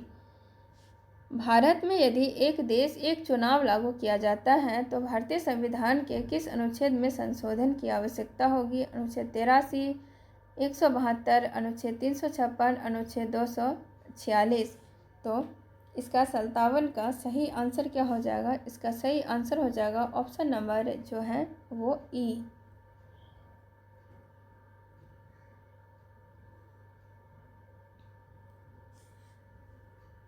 सबको एक एक करके देखते हैं। भारत में एक देश एक चुनाव लागू करने के लिए जो है वो संशोधन करना होगा, कुछ में संशोधन करना होगा। संसद के सदनों की जो अवधि अर्थात लोकसभा और राज्यसभा के बारे में अनुच्छेद 83 में वर्णन किया गया है। अनुच्छेद 83 में क्या बताया गया है? लोकसभा और राज्यसभा के बारे में इसमें बताया गया है। और अनुच्छेद जो 172 है इसमें राज्य की विधायिकाओं के कार्यकाल के संशोधन मतलब इसमें करना पड़ेगा, राज्य की विधायिकाओं के कार्यकाल में संशोधन। और अनुच्छेद जो है 85, अनुच्छेद 85 इसमें दिया नहीं है, 85 है। इसमें जो है संसद सत्र, सत्रावसन और विघटन के बारे में बताया है। अनुच्छेद 74 में है राज्य के विधानमंडल के सत्र, सत्रावसन और विघटन। फिर अनुच्छेद 356 में राज्यों में संवैधानिक तंत्र के विफल हो जाने की दशा में ऐसा किया जाता है। तो इसलिए इसका आंसर हो जाएगा ऑप्शन नंबर जो है ई।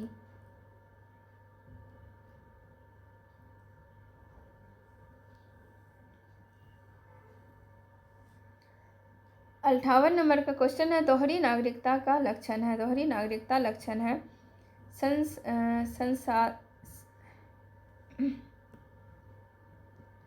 58 नंबर दोहरी नागरिकता लक्षण है संसदात्मक शासन, संघात्मक शासन, अध्यक्षात्मक शासन, एकात्मक शासन, इनमें से कोई नहीं या एक से अधिक।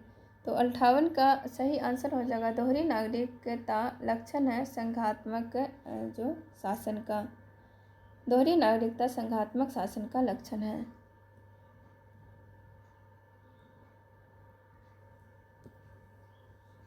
59 नंबर का क्वेश्चन है, जम्मू और कश्मीर राज्य के विभाजन के बाद बने किस केंद्र शासित प्रदेश की असली कोई विधायिका नहीं है? जम्मू और कश्मीर राज्य के विभाजन के बाद बने किस केंद्र शासित प्रदेश की अपनी कोई विधायिका नहीं है? ऑप्शन है जम्मू, कश्मीर, लद्दाख, कश्मीर और लद्दाख दोनों, इनमें से कोई नहीं है से अधिक। तो 59 का सही आंसर हो जाएगा लद्दाख है। जम्मू और कश्मीर राज्य विभाजन के बाद जो केंद्र शासित प्रदेश बना उसमें लद्दाख में अपनी कोई विधायिका नहीं है। आगे हम लोग देखते हैं, क्वेश्चन है 60 नंबर का, किस क्षेत्र में ओजोन परत पाई जाती है? किस क्षेत्र में ओजोन परत पाई जाती है? क्षोभ मंडल, आयन मंडल, समताप मंडल, बहिर्मंडल। तो 60 का सही आंसर क्या हो जाएगा? ऑप्शन नंबर जो है सी, समताप मंडल। ओजोन परत पृथ्वी के समताप मंडल, ओजोन परत पृथ्वी के कौन सा मंडल है? समताप मंडल, स्टेटोस्फीयर।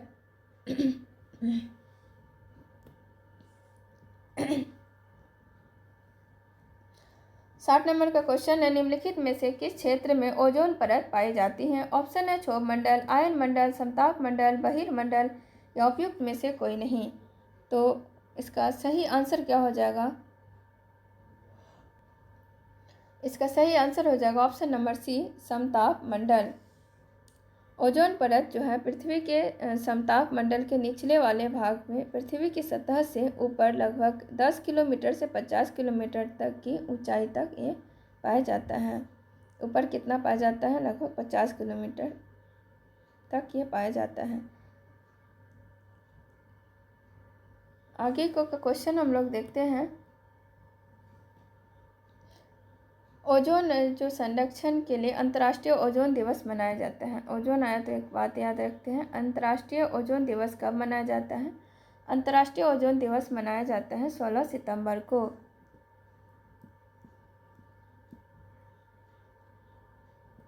अंतर्राष्ट्रीय ओजोन दिवस कब मनाया जाता है? 16 सितंबर को।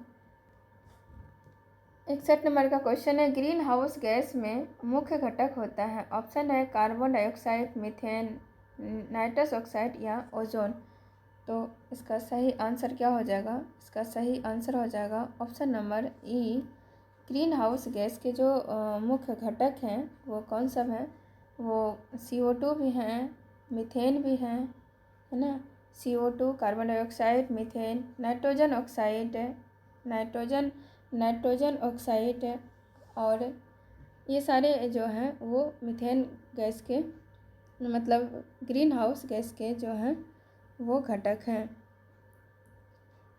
आगे हम लोग देखते हैं इसमें इसमें ग्रीन हाउस गैस में कार्बन डाइऑक्साइड, जलवाष्प, मीथेन, नाइट्रस ऑक्साइड, ओजोन इत्यादि ये सब जो है वो शामिल होता है।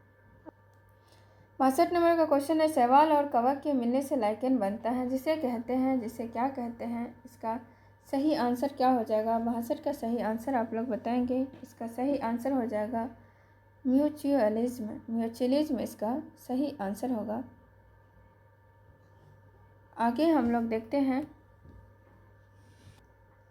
63 नंबर, पारिस्थितिक तंत्र में वाई आकार का ऊर्जा प्रवाह मॉडल किसके द्वारा दिया गया था? पारिस्थितिक तंत्र में भी आकार का ऊर्जा प्रवाह मॉडल किसके द्वारा दिया गया था? तो इसका ऑप्शन है ओडम, लिंडमैन, क्लीमेंट्स, उपयुक्त में से एक से अधिक या कोई नहीं। इसका सही आंसर हो जाएगा ऑप्शन नंबर ए, ओडम के द्वारा पारिस्थितिक तंत्र में वाई आकार का ऊर्जा प्रवाह मॉडल दिया गया था। आगे का क्वेश्चन देखते हैं। 64 नंबर का क्वेश्चन है, निम्नलिखित आंदोलनों में से किसका भारतवर्ष के अंतर्गत बहुउद्देशीय परियोजनाओं के विरुद्ध शुभारंभ किया गया था? किस आंदोलन में निम्नलिखित आंदोलनों में से किसका भारतवर्ष के अंतर्गत बहुउद्देशीय परियोजनाओं के विरुद्ध शुभारंभ किया गया था? नर्मदा बचाओ आंदोलन, टिहरी बांध आंदोलन, चिपको आंदोलन, उपयुक्त में से एक से अधिक या इनमें से कोई नहीं।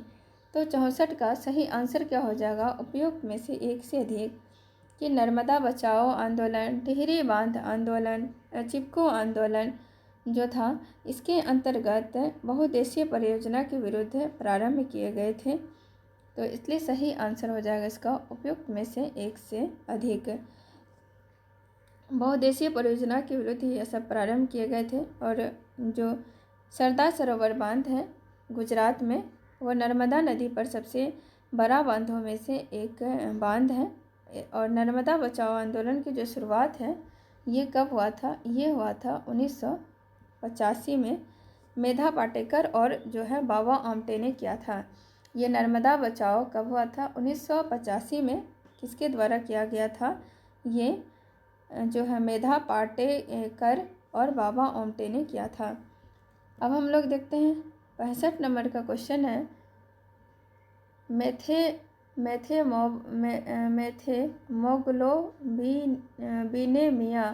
मेथेगोग्लोबिनेमिया निम्नलिखित में से किससे दूषित पानी पीने के कारण होता है? तो इसका पहले ऑप्शन देख लेते हैं। Nitrate, cadmium, phosphorus. उपयुक्त में से एक से अधिक या इनमें से कोई नहीं। तो 65 का सही आंसर हो जाएगा ऑप्शन नंबर ए, नाइट्रेट। इसका सही आंसर क्या हो जाएगा? ऑप्शन नंबर ए, नाइट्रेट। आगे हम लोग देखते हैं 2011 की जनगणना के अनुसार निम्नलिखित में से किस धार्मिक समूह में सर्वाधिक साक्षरता दर प्रतिशत दर्ज की गई? तो ऑप्शन है ईसाई, बी हिंदू, सी सिख, डी जैन। इसका सही आंसर क्या हो जाएगा? 66 नंबर का सही आंसर हो जाएगा ऑप्शन नंबर जो है option number D, option number D Jain. 2011 की जनगणना के अनुसार निम्नलिखित में से किस धार्मिक समूह में सर्वाधिक साक्षरता दर प्रतिशत दर्ज की गई? किसका किया गया? तो ये जैन का। आगे का क्वेश्चन देखते हैं। 67 नंबर का क्वेश्चन है 2011 की जनगणना के अनुसार भारत की कुल जनसंख्या में नगरीय जनसंख्या का प्रतिशत था। नगरीय जनसंख्या का प्रतिशत कितना था? लगभग option A 21%, option B 31%, option C 36%, option D 40%। तो 67 का सही आंसर क्या हो जाएगा? बी 31%। आगे हम लोग देखते हैं 68 नंबर का क्वेश्चन है भारत के राज्यों में से निम्नतम साक्षरता दर 2011 जनगणना की दृष्टि से बिहार का स्थान है। प्रथम, द्वितीय, तृतीय या चतुर्थ? भारत के राज्यों में निम्नतम साक्षरता में बिहार का स्थान कौन सा स्थान है? इसका स्थान है प्रथम स्थान। किसमें? निम्न साक्षरता दर में बिहार का जो है वो प्रथम स्थान है 2011 की जनगणना की दृष्टि से। अब हम लोग आगे देखते हैं। आगे का क्वेश्चन है 68 नंबर का। कौन सा क्वेश्चन था ये? अच्छा, ये 68 नंबर का क्वेश्चन था। अब हम लोग देखते हैं 69 का। विश्व की सर्वाधिक लंबी पर्वत श्रृंखला है हिमालय, एंडीज, रॉकी या आल्प्स?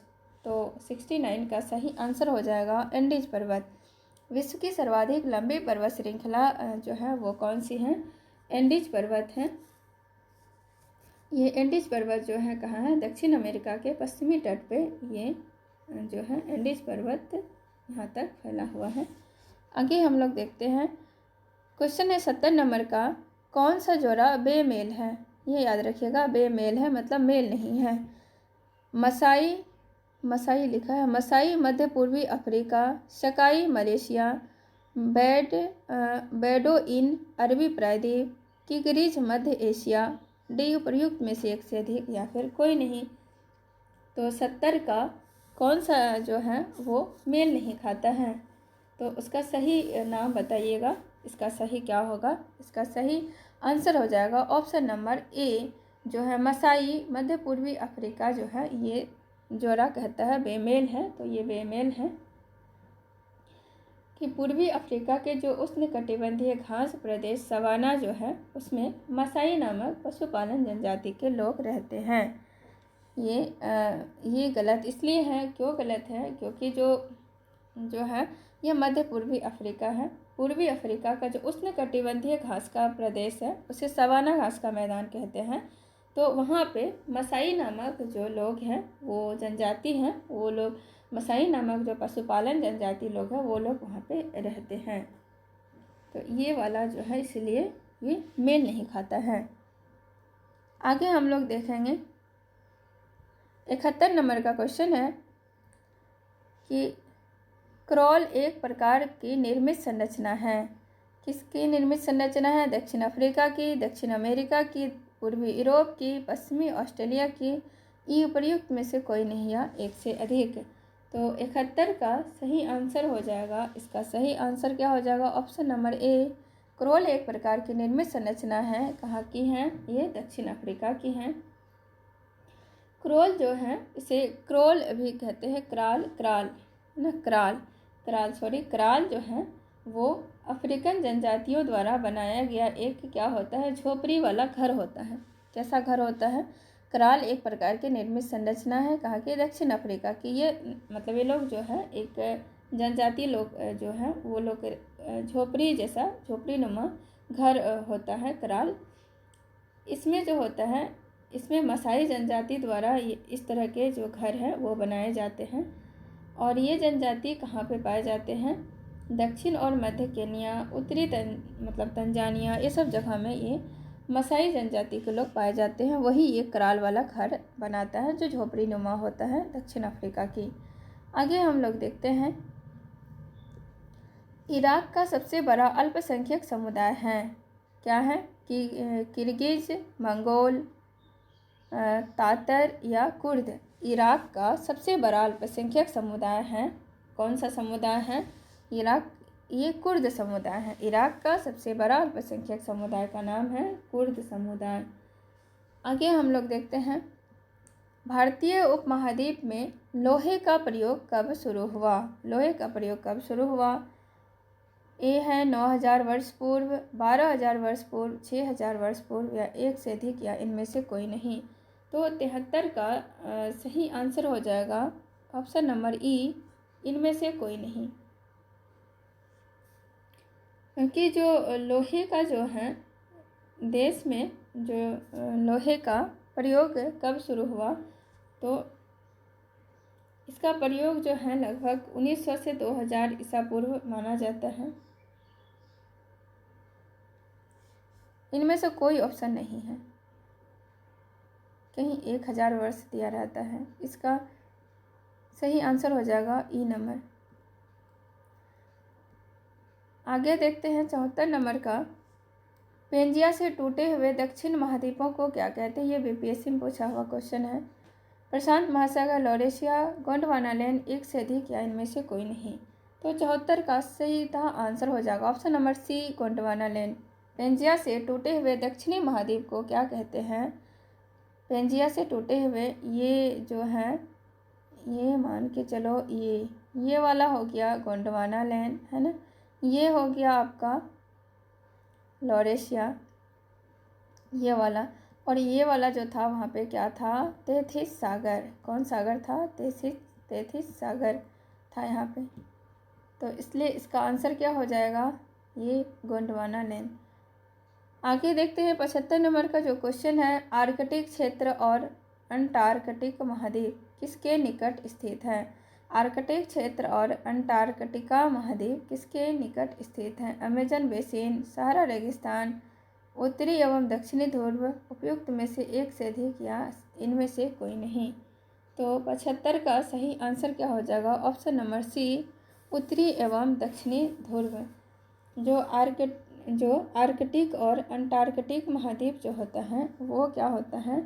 उत्तरी तथा दक्षिणी ध्रुव के निकट वाला क्षेत्र होता है। आगे हम लोग देखते हैं, अखबारी कागज उद्योग निम्न में से किस स्थान पे अवस्थित है? सतना, दुर्गापुर, नेपानगर या कानपुर। जो अखबारी कागज है वो कहाँ पे होता है? वो नेपानगर में होता है।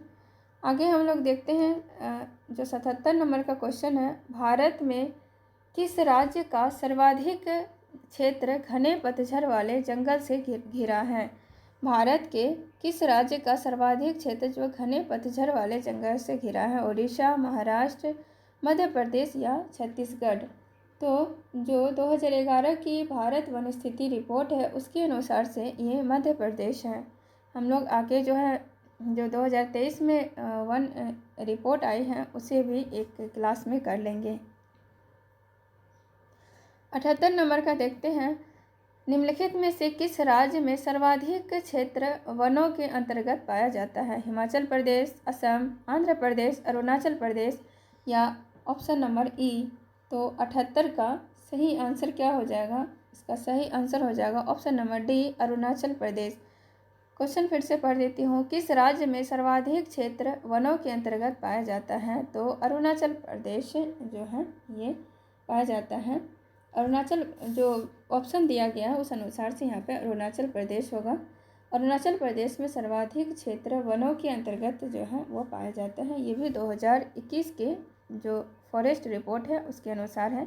आगे हम लोग 2023 के फॉरेस्ट रिपोर्ट को करेंगे, एक क्लास में सारे चीज़ों को देख लेंगे।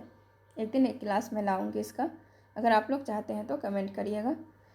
79 का क्वेश्चन है कि भारत के निम्नलिखित क्षेत्रों में से कहाँ उष्णकटिबंधीय आर्द्र सदाबहार वन नहीं उगते। ऑप्शन 1 है पूर्वी घाट, पश्चिमी घाट, अंडमान द्वीप या उत्तर पूर्वी क्षेत्र। तो 79 का जो है सही आंसर क्या हो जाएगा, पूर्वी घाट इसका सही आंसर हो जाएगा।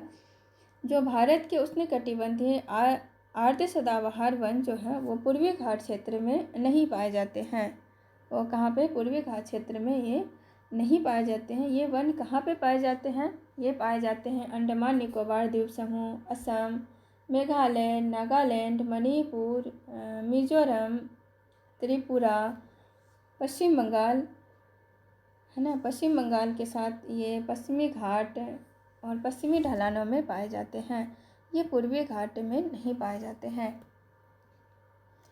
80 नंबर का क्वेश्चन देखते हैं। मालनाड क्षेत्र का संबंध निम्नलिखित में से भारत के किस पठार से है। मालनाड क्षेत्र का जो संबंध है, तेलंगाना का पठार, महाराष्ट्र का पठार, कर्नाटक का पठार, उपयुक्त में से एक से अधिक या इनमें से कोई नहीं।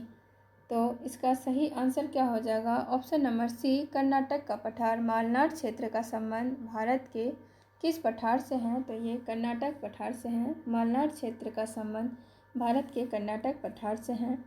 यह पठार धारवाड़ पर्वतीय जो प्रणाली है, धारवाड़ पर्वतीय प्रणाली की ज्वालामुखी चट्टान और ग्रेनाइट से मिलकर बना होता है ना। इस पठार का जो नामकरण है कर्नाड है।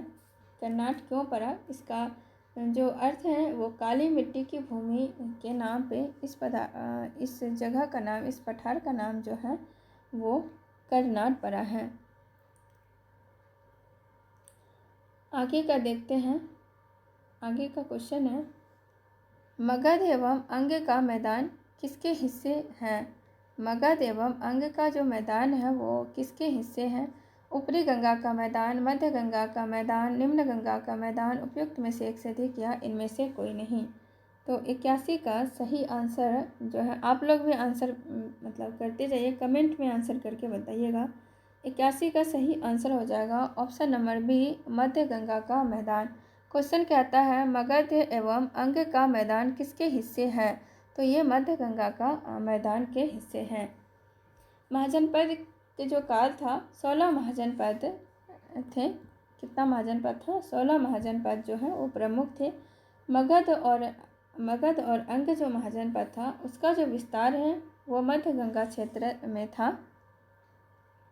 है ना, मध्य गंगा क्षेत्र में था। मगध और अंग जो महाजनपद है उसका विस्तार, ये मगध और अंग महाजनपद का जो विस्तार है मगध गंगा मतलब मध्य गंगा के ये मैदानी भाग का क्षेत्र था। तो इसलिए इसका आंसर हो जाएगा ऑप्शन नंबर बी, मध्य गंगा का मैदानी क्षेत्र। 82 नंबर का क्वेश्चन है, ऐतिहासिक दक्षिणापथ नामक क्षेत्र का विस्तार है। ऐतिहासिक दक्षिणापथ नामक क्षेत्र का विस्तार है। ए नंबर है विंध्याचल पर्वत श्रेणी से कृष्णा नदी के मध्य, बी है विंध्याचल पर्वत श्रेणी से कावेरी नदी के मध्य, सी सतपुरा पर्वत श्रेणी से नीलगिरी के मध्य, डी है उपर्युक्त में से एक से अधिक, ई इनमें से कोई नहीं। तो 82 नंबर का सही आंसर क्या हो जाएगा, इसका सही आंसर हो जाएगा ऑप्शन नंबर डी, उपयुक्त में से कोई नहीं। क्यों इसका सही आंसर होगा डी, तो जो भारतीय इतिहास है उसमें दक्षिणापथ क्षेत्र के तहत विंध्यन पर्वत श्रेणी से कृष्णा नदी एवं कावेरी नदी तक के क्षेत्र को शामिल किया जाता है। कृष्णा नदी से लेके कौन सी नदी तक, कृष्णा नदी एवं कावेरी नदी के क्षेत्रफल को शामिल किया जाता है। इसमें जो है सतपुरा से नीलगिरी पर्वत श्रेणी का क्षेत्र भी शामिल होता है। इसलिए इसमें जो विकल्प दिया हुआ है, जो ऑप्शन दिया हुआ है सभी सही है। इसलिए इसका सही आंसर हो जाएगा उपयुक्त में से एक से अधिक है। 83 नंबर का क्वेश्चन है कि प्रार्थना समाज, यंग इंडिया, लोक हितवादी, सत्यशोधक समाज, रहनुमाई मजदायन सभा के लिए निम्न विकल्पों में से जो सही संयोजक पहचानिए। प्रार्थना समाज, यंग इंडिया, लोक हितवादी, सत्यशोधक समाज, इसके बारे में जो ये सब जो है, और ये जो मिलान करना है, जैसे गोपाल हरि देशमुख का प्रार्थना समाज था या नहीं था, इस तरह से सारे को मिला के देखना है कि कौन से सही हैं और कौन से सही नहीं है। तो यहाँ पे जो है जैसे प्रार्थना समाज का है, तो इसके जो संस्थापक थे प्रार्थना समाज का, ये जो आत्माराम पांडुरंग थे। तो यहाँ पे गोपाल हरि देशमुख दिया है, तो इसलिए ये वाला ऑप्शन तो सही नहीं होगा, क्योंकि प्रार्थना समाज का कौन है, आत्मारंग पांडुरंग है। और फिर यंग इंडिया का जो है, यंग इंडिया का ये मोहनदास करमचंद गांधी है। तो हम आगे का ऑप्शन देखते हैं।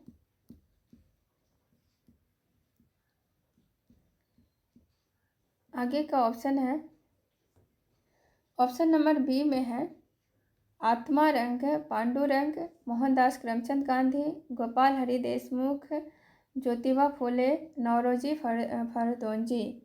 तो बी नंबर इसका हो जाएगा, क्योंकि बी नंबर में जैसे प्रार्थना समाज है, प्रार्थना समाज का आत्मारंग पांडुरंग हो गया, यंग इंडिया मोहनदास करमचंद गांधी हो गया। फिर मैं इधर आती हूँ, क्वेश्चन यहाँ रह गया ऊपर में, हाँ। और उसके बाद लोक हितवादी सत्यशोधक समाज, लोक हितवादी का कौन है, ये जो लोक हितवादी है, लोक हितवादी का है गोपाल हरि देशमुख। और सत्यशोधक समाज का है ज्योतिबा फुले। और रहनुमाई मजदायन सभा, इसका जो है, इसका है नौरोजी फरदौंजी। तो इस अनुसार से इसे मिलाते हैं, इसे इस अनुसार से मिलाते हैं। जैसे जो आत्माराम पांडुरंग जो है, ये क्या है, प्रार्थना समाज। Mohandas Karamchand Gandhi, young India. गोपाल हरि देशमुख, ये क्या है, लोक हितवादी। ज्योतिबा फुले, सत्यशोधक समाज। और जो है नौरोजी फरदौंजी, ये है क्या है, रहनुमाई मजदायन सभा। तो इसका सही आंसर हो जाएगा ऑप्शन नंबर बी। आगे हम लोग देखते हैं 84 नंबर का क्वेश्चन है, भारतीय पुनर्जागरण आंदोलन के पिता कौन है। बाल गंगाधर तिलक, दयानंद सरस्वती, श्रद्धानंद, राजा राम मोहन राय, उपयुक्त में से एक से अधिक या इनमें से कोई नहीं। तो 84 का सही आंसर क्या हो जाएगा, भारतीय पुनर्जागरण के आंदोलन के पिता कहा जाता है राजा राम मोहन राय को। और इनका जो एक था आत्मीय सभा, ये आया था 1815 में। और ब्रह्म समाज हुआ था का जो स्थापना था 1828 में। 1815 में आत्मीय सभा और 1828 में ब्रह्म समाज की स्थापना की थी। 85 नंबर का क्वेश्चन है, मूक नायक समाचार पत्र से कौन संबंध था। Jyotiba Phule, B R Ambedkar, M N Roy, Annie Besant या एक से अधिक या इनमें से कोई नहीं। तो 85 का सही आंसर हो जाएगा option number B R Ambedkar. Mook Nayak समाचार पत्र से कौन संबंध थे, तो ये थे डॉक्टर बी आर अम्बेडकर। आगे हम लोग देखते हैं, राजा राम मोहन राय जो थे संपादक थे संवाद कौमुदी, नवशक्ति, युगांतर, वंदे मातरम या एक से अधिक या इनमें से कोई नहीं। तो 86 का सही आंसर हो जाएगा ऑप्शन नंबर ए संवाद कौमुदी।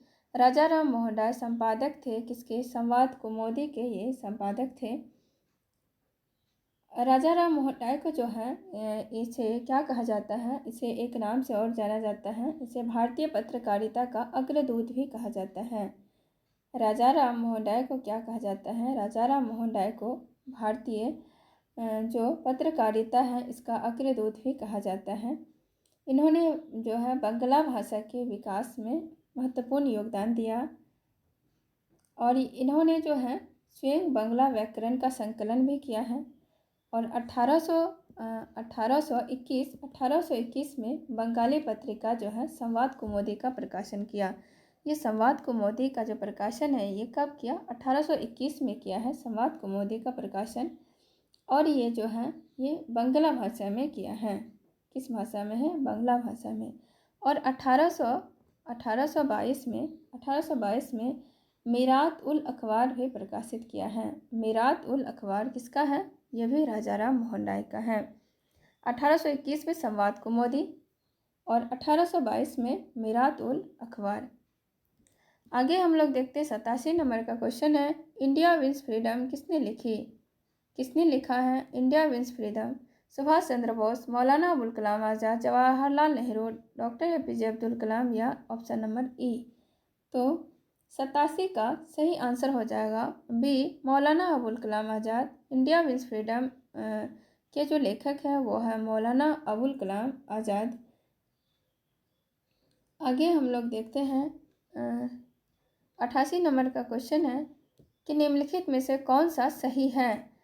1857 में दरभंगा, डुमरांव और हटावा के महाराजाओं और उनके साथी जमींदारों ने आदमी तथा पैसे से अंग्रेजों की मदद की। 1857 में दरभंगा, डुमरांव और हटवा के महाराजाओं तथा उनके साथी जमींदारों ने आदमियों से अंग्रेजों की मदद की, पैसे से नहीं। 1857 में दरभंगा, डुमरांव और हटावा के महाराजाओं और उनके साथी जमींदारों ने पैसों से अंग्रेजों की अदायगी नहीं की। या 1857 में दरभंगा, डुमरांव, हटावा के जो महाराजा और उनके साथी जमींदारों ने अंग्रेजों का विरोध किया, उपयुक्त में से कोई नहीं या एक से अधिक। तो इसका सही आंसर क्या हो जाएगा? कौन सा कथन सही है? तो 1857 में दरभंगा, डुमरांव और हटावा का महाराजाओं के उनके साथी जमींदारों ने आदमी से अंग्रेजों की जो है मदद की थी। ये वाला ऑप्शन जो है 88 का सही है। 89 नंबर का हम लोग देखते हैं क्वेश्चन है, जगदीशपुर के किस व्यक्ति ने 1857 के विप्लव में क्रांतिकारियों का नेतृत्व किया था? कुंवर सिंह, चंद्रशेखर, तीरथ सिंह, राम सिंह।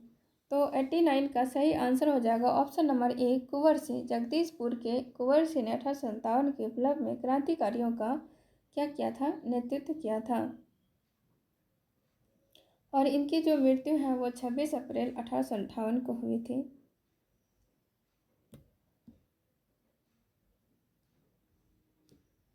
नब्बे नंबर का क्वेश्चन है, 1857 के विद्रोह के बाद ब्रिटिश सरकार ने सिपाहियों का इन प्रांतों से चयन किया था। किस प्रांतों से चयन किया था? ऑप्शन है उत्तर प्रदेश एवं बिहार के ब्राह्मण। और आगे देखते हैं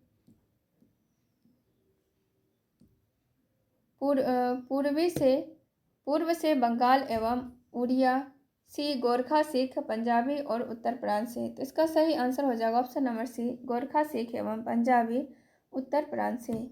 आगे देखते हैं बिहार प्रोविंशियल किसान सभा का गठन कब हुआ था? बिहार प्रोविंशियल किसान सभा का गठन कब हुआ था? 1929, 1930, 1931, 1932। तो 91 का सही आंसर क्या हो जाएगा? 91 का सही आंसर हो जाएगा ऑप्शन नंबर ए, 1929 से। आगे देखते हैं पलासी युद्ध के पश्चात किसको बिहार प्रांत का उप दीवान नियुक्त किया गया था? पलासी युद्ध के पश्चात राजा सिताब राय, मोहम्मद रजा खान, दुर्गादास, पृथ्वी चंद्र राय, जो प्रयुक्त में से एक से अधिक या कोई नहीं। तो 92 का जो सही आंसर है उसका सही आंसर हो जाएगा ऑप्शन नंबर ए, राजा सिताब राय। पलासी युद्ध के पश्चात किसको बिहार प्रांत का उप दीवान नियुक्त किया गया था? तो सिताब राय को नियुक्त किया गया था। ये पलासी का युद्ध जो है वो कब हुआ था? ये हुआ था 23 जून। ये डेट याद रखिएगा, कभी कभी एग्जाम में पूछ देता है। 23 जून 1757, 23 जून 1757 को पलासी का युद्ध हुआ था। किसके किसके बीच हुआ था? बंगाल के जो नवाब थे सिरा उद दौला और रॉबर्ट क्लाइव के नेतृत्व में अंग्रेजी सेना के बीच ये लड़ाई हुआ था। पलासी का नवाब सिराज उद दौला, बंगाल के जो नवाब थे सिराज उद दौला और रॉबर्ट क्लाइव के सेना के बीच लड़ा गया था। इसमें जो है विश्वासघात के कारण जो बंगाल के नवाब है उसकी हार हो गई थी और फिर मीर जाफ़र को बंगाल का नवाब जो बनाया गया और सिताब राय को बिहार का उप दीवान बनाया गया। इसमें मीर जाफ़र को बंगाल का नवाब घोषित किया गया और सिताब राय को बिहार का उप दीवान बनाया गया था। आगे हम लोग देखते हैं जो क्वेश्चन है, बक्सर के युद्ध में अंग्रेजी सेना किसके नेतृत्व में लड़ी थी? बक्सर के युद्ध में जो अंग्रेजी सेना है किसके नेतृत्व में लड़ी थी? मुनरो, क्लाइव, आयरकोट, बंसीटाट। जो 93 का सही आंसर है इसका option number A Munro. Buxar का जो युद्ध है वो कब हुआ था? बक्सर का युद्ध हुआ था 23 अक्टूबर जो है 1764 को। बक्सर का युद्ध 23 अक्टूबर 1764 को हुआ था। और इसमें जो है कौन लड़ा था? इसमें बक्सर के युद्ध में अंग्रेज और मुगल बादशाह, अवध और बंगाल के जो नवाब हैं उसकी संयुक्त सेना 23 अक्टूबर 1764 को लड़ा था, जिसमें अंग्रेजी सेना का नेतृत्व कैप्टन मुनरो द्वारा किया गया था। अंग्रेजी सेना का नेतृत्व कैप्टन जो है हेक्टर मुनरो के द्वारा किया गया था। आगे हम लोग देखते हैं क्वेश्चन है, नूह सीपीहर की काव्य रचना मुख्य रूप से किस ऐतिहासिक व्यक्ति पर केंद्रित है? नूह सीपीहर, मुबारक शाह खिलजी, शेर शाह सूरी, बाबर, अकबर या एक से अधिक या इनमें से कोई नहीं। 94 का जो सही आंसर है उसका सही आंसर हो जाएगा ऑप्शन नंबर ए मुबारक शाही खिलजी। नूह सीपीहर की काव्य रचना मुख्य रूप से किस ऐतिहासिक व्यक्ति पर केंद्रित है? ये मुबारक शाह जो है खिलजी हैं उस पर केंद्रित है। आगे हम लोग देखते हैं क्वेश्चन है, लोदी वंश की स्थापना किसने किया था? लोदी वंश का स्थापना किसने किया था? हमीर, इब्राहिम लोदी, बहलोल लोदी, इल्तुतमिश। तो 95 का सही आंसर हो जाएगा बहलोल लोदी। लोदी वंश की जो स्थापना है वो 1451 में बहलोल लोदी के द्वारा किया गया था। ये अफगानों की जो है साहो खेल शिखा से क्या था? संबंधित था। तो लोदी वंश के स्थापना किसने किया था? बहलोल लोदी ने किया था 1451 में। आगे देखते हैं क्वेश्चन है, निम्नलिखित में से किस सुल्तान ने एक नगर बसाया जहां अब आगरा है? कौन से सुल्तान थे जो एक नगर बसाया जहां अब आगरा है? मोहम्मद बिन तुगलक, फिरोज तुगलक, बहलोल लोदी, सिकंदर लोदी। तो 96 का सही आंसर क्या हो जाएगा? ऑप्शन नंबर जो है डी सिकंदर लोदी। किस सुल्तान ने एक नया नगर बसाया जहां अब आगरा है? आगरा नगर को किसने बसाया? तो सिकंदर लोदी ने बसाया था। सिकंदर लोदी जो है वो क्या कर रहे थे? दोवाब पर नियंत्रण स्थापित करने के लिए राजपूताना शासकों पर नियंत्रण करना चाहते थे। उस उद्देश्य से उन्होंने क्या किया था? 1504 ईस्वी तक नया नगर जो आगरा है उसे बसाया था। और फिर जो दिल्ली के स्थान पर आगरा को 1506 में अपना राजधानी भी बनाया था। तो आगे का क्वेश्चन देखते हैं, प्राकृतिक प्रकाश ग्रंथ किसने लिखी? प्राकृतिक प्रकाश ग्रंथ को किसने लिखा? ऑप्शन है पंतजलि, पाणिनि, वारुचि, अमर सिंह। तो प्राकृतिक प्रकाश ग्रंथ के लेखक कौन है? इसका लेखक है वारुचि। प्राकृतिक प्रकाश ग्रंथ की रचना जो है वारुचि ने की थी। आगे हम लोग देखते हैं, अभिज्ञान शकुंतलम के लेखक कौन है? कालिदास, तुलसीदास, वानभट्ट, चंद्रबाई। तो अभिज्ञान शकुंतलम के जो लेखक हैं वो हैं कालिदास। अभिज्ञान शकुंतलम महाकवि कालिदास की जो है सर्वोत्कृष्ट रचना है, जिसे न केवल भारतीय बल्कि पूरे विश्व साहित्य में अत्यंत गौरवपूर्ण स्थान प्राप्त है। इससे जो अभिज्ञान शकुंतलम है इसमें राजा दुष्यंत और शकुंतला के प्रेम, विवाह, विरह, प्रख्यान, पुनर्मिलन की एक सुंदर सी कहानी है। कौन से किसकी कहानी है? राजा दुष्यंत और शकुंतला के प्रणय, विवाह, विरह, ये सब के बारे में बताया गया है। आगे हम लोग देखते हैं 99 नंबर का क्वेश्चन है, बुद्ध के जीवन की 4 महत्वपूर्ण घटनाओं में से बुद्ध के जीवन की 4 महत्वपूर्ण घटनाओं क्रम उनसे संबंधित 4 स्थानों का नीचे उल्लेख है। यह 2 स्तंभों में अंकित है, आपको उनका सुमेलित करना है। जन्म, ज्ञान प्राप्ति, प्रथम प्रवचन, निर्वाध है। तो 99 का सही आंसर क्या हो जाएगा? इसका सही आंसर होगा यहाँ पे 99 का जो ऑप्शन दिया हुआ है मिलाने के लिए है। बुद्ध की 4 महत्वपूर्ण घटना, जन्म कहाँ हुआ था, ज्ञान प्राप्ति, प्रथम प्रवचन। तो हम लोग इसे मिलाते हैं। इसे मिला के देखेंगे कि कौन सा सही आंसर होगा। जैसे इनका जो जन्म है लुम्बिनी में हुआ था, इनका जो ज्ञान प्राप्ति हुआ था, ज्ञान प्राप्ति कहाँ पे हुआ था? ज्ञान प्राप्ति बोध गया में हुआ था। प्रथम प्रवचन सारनाथ में दिए थे। निधन हुआ था कुशीनगर में।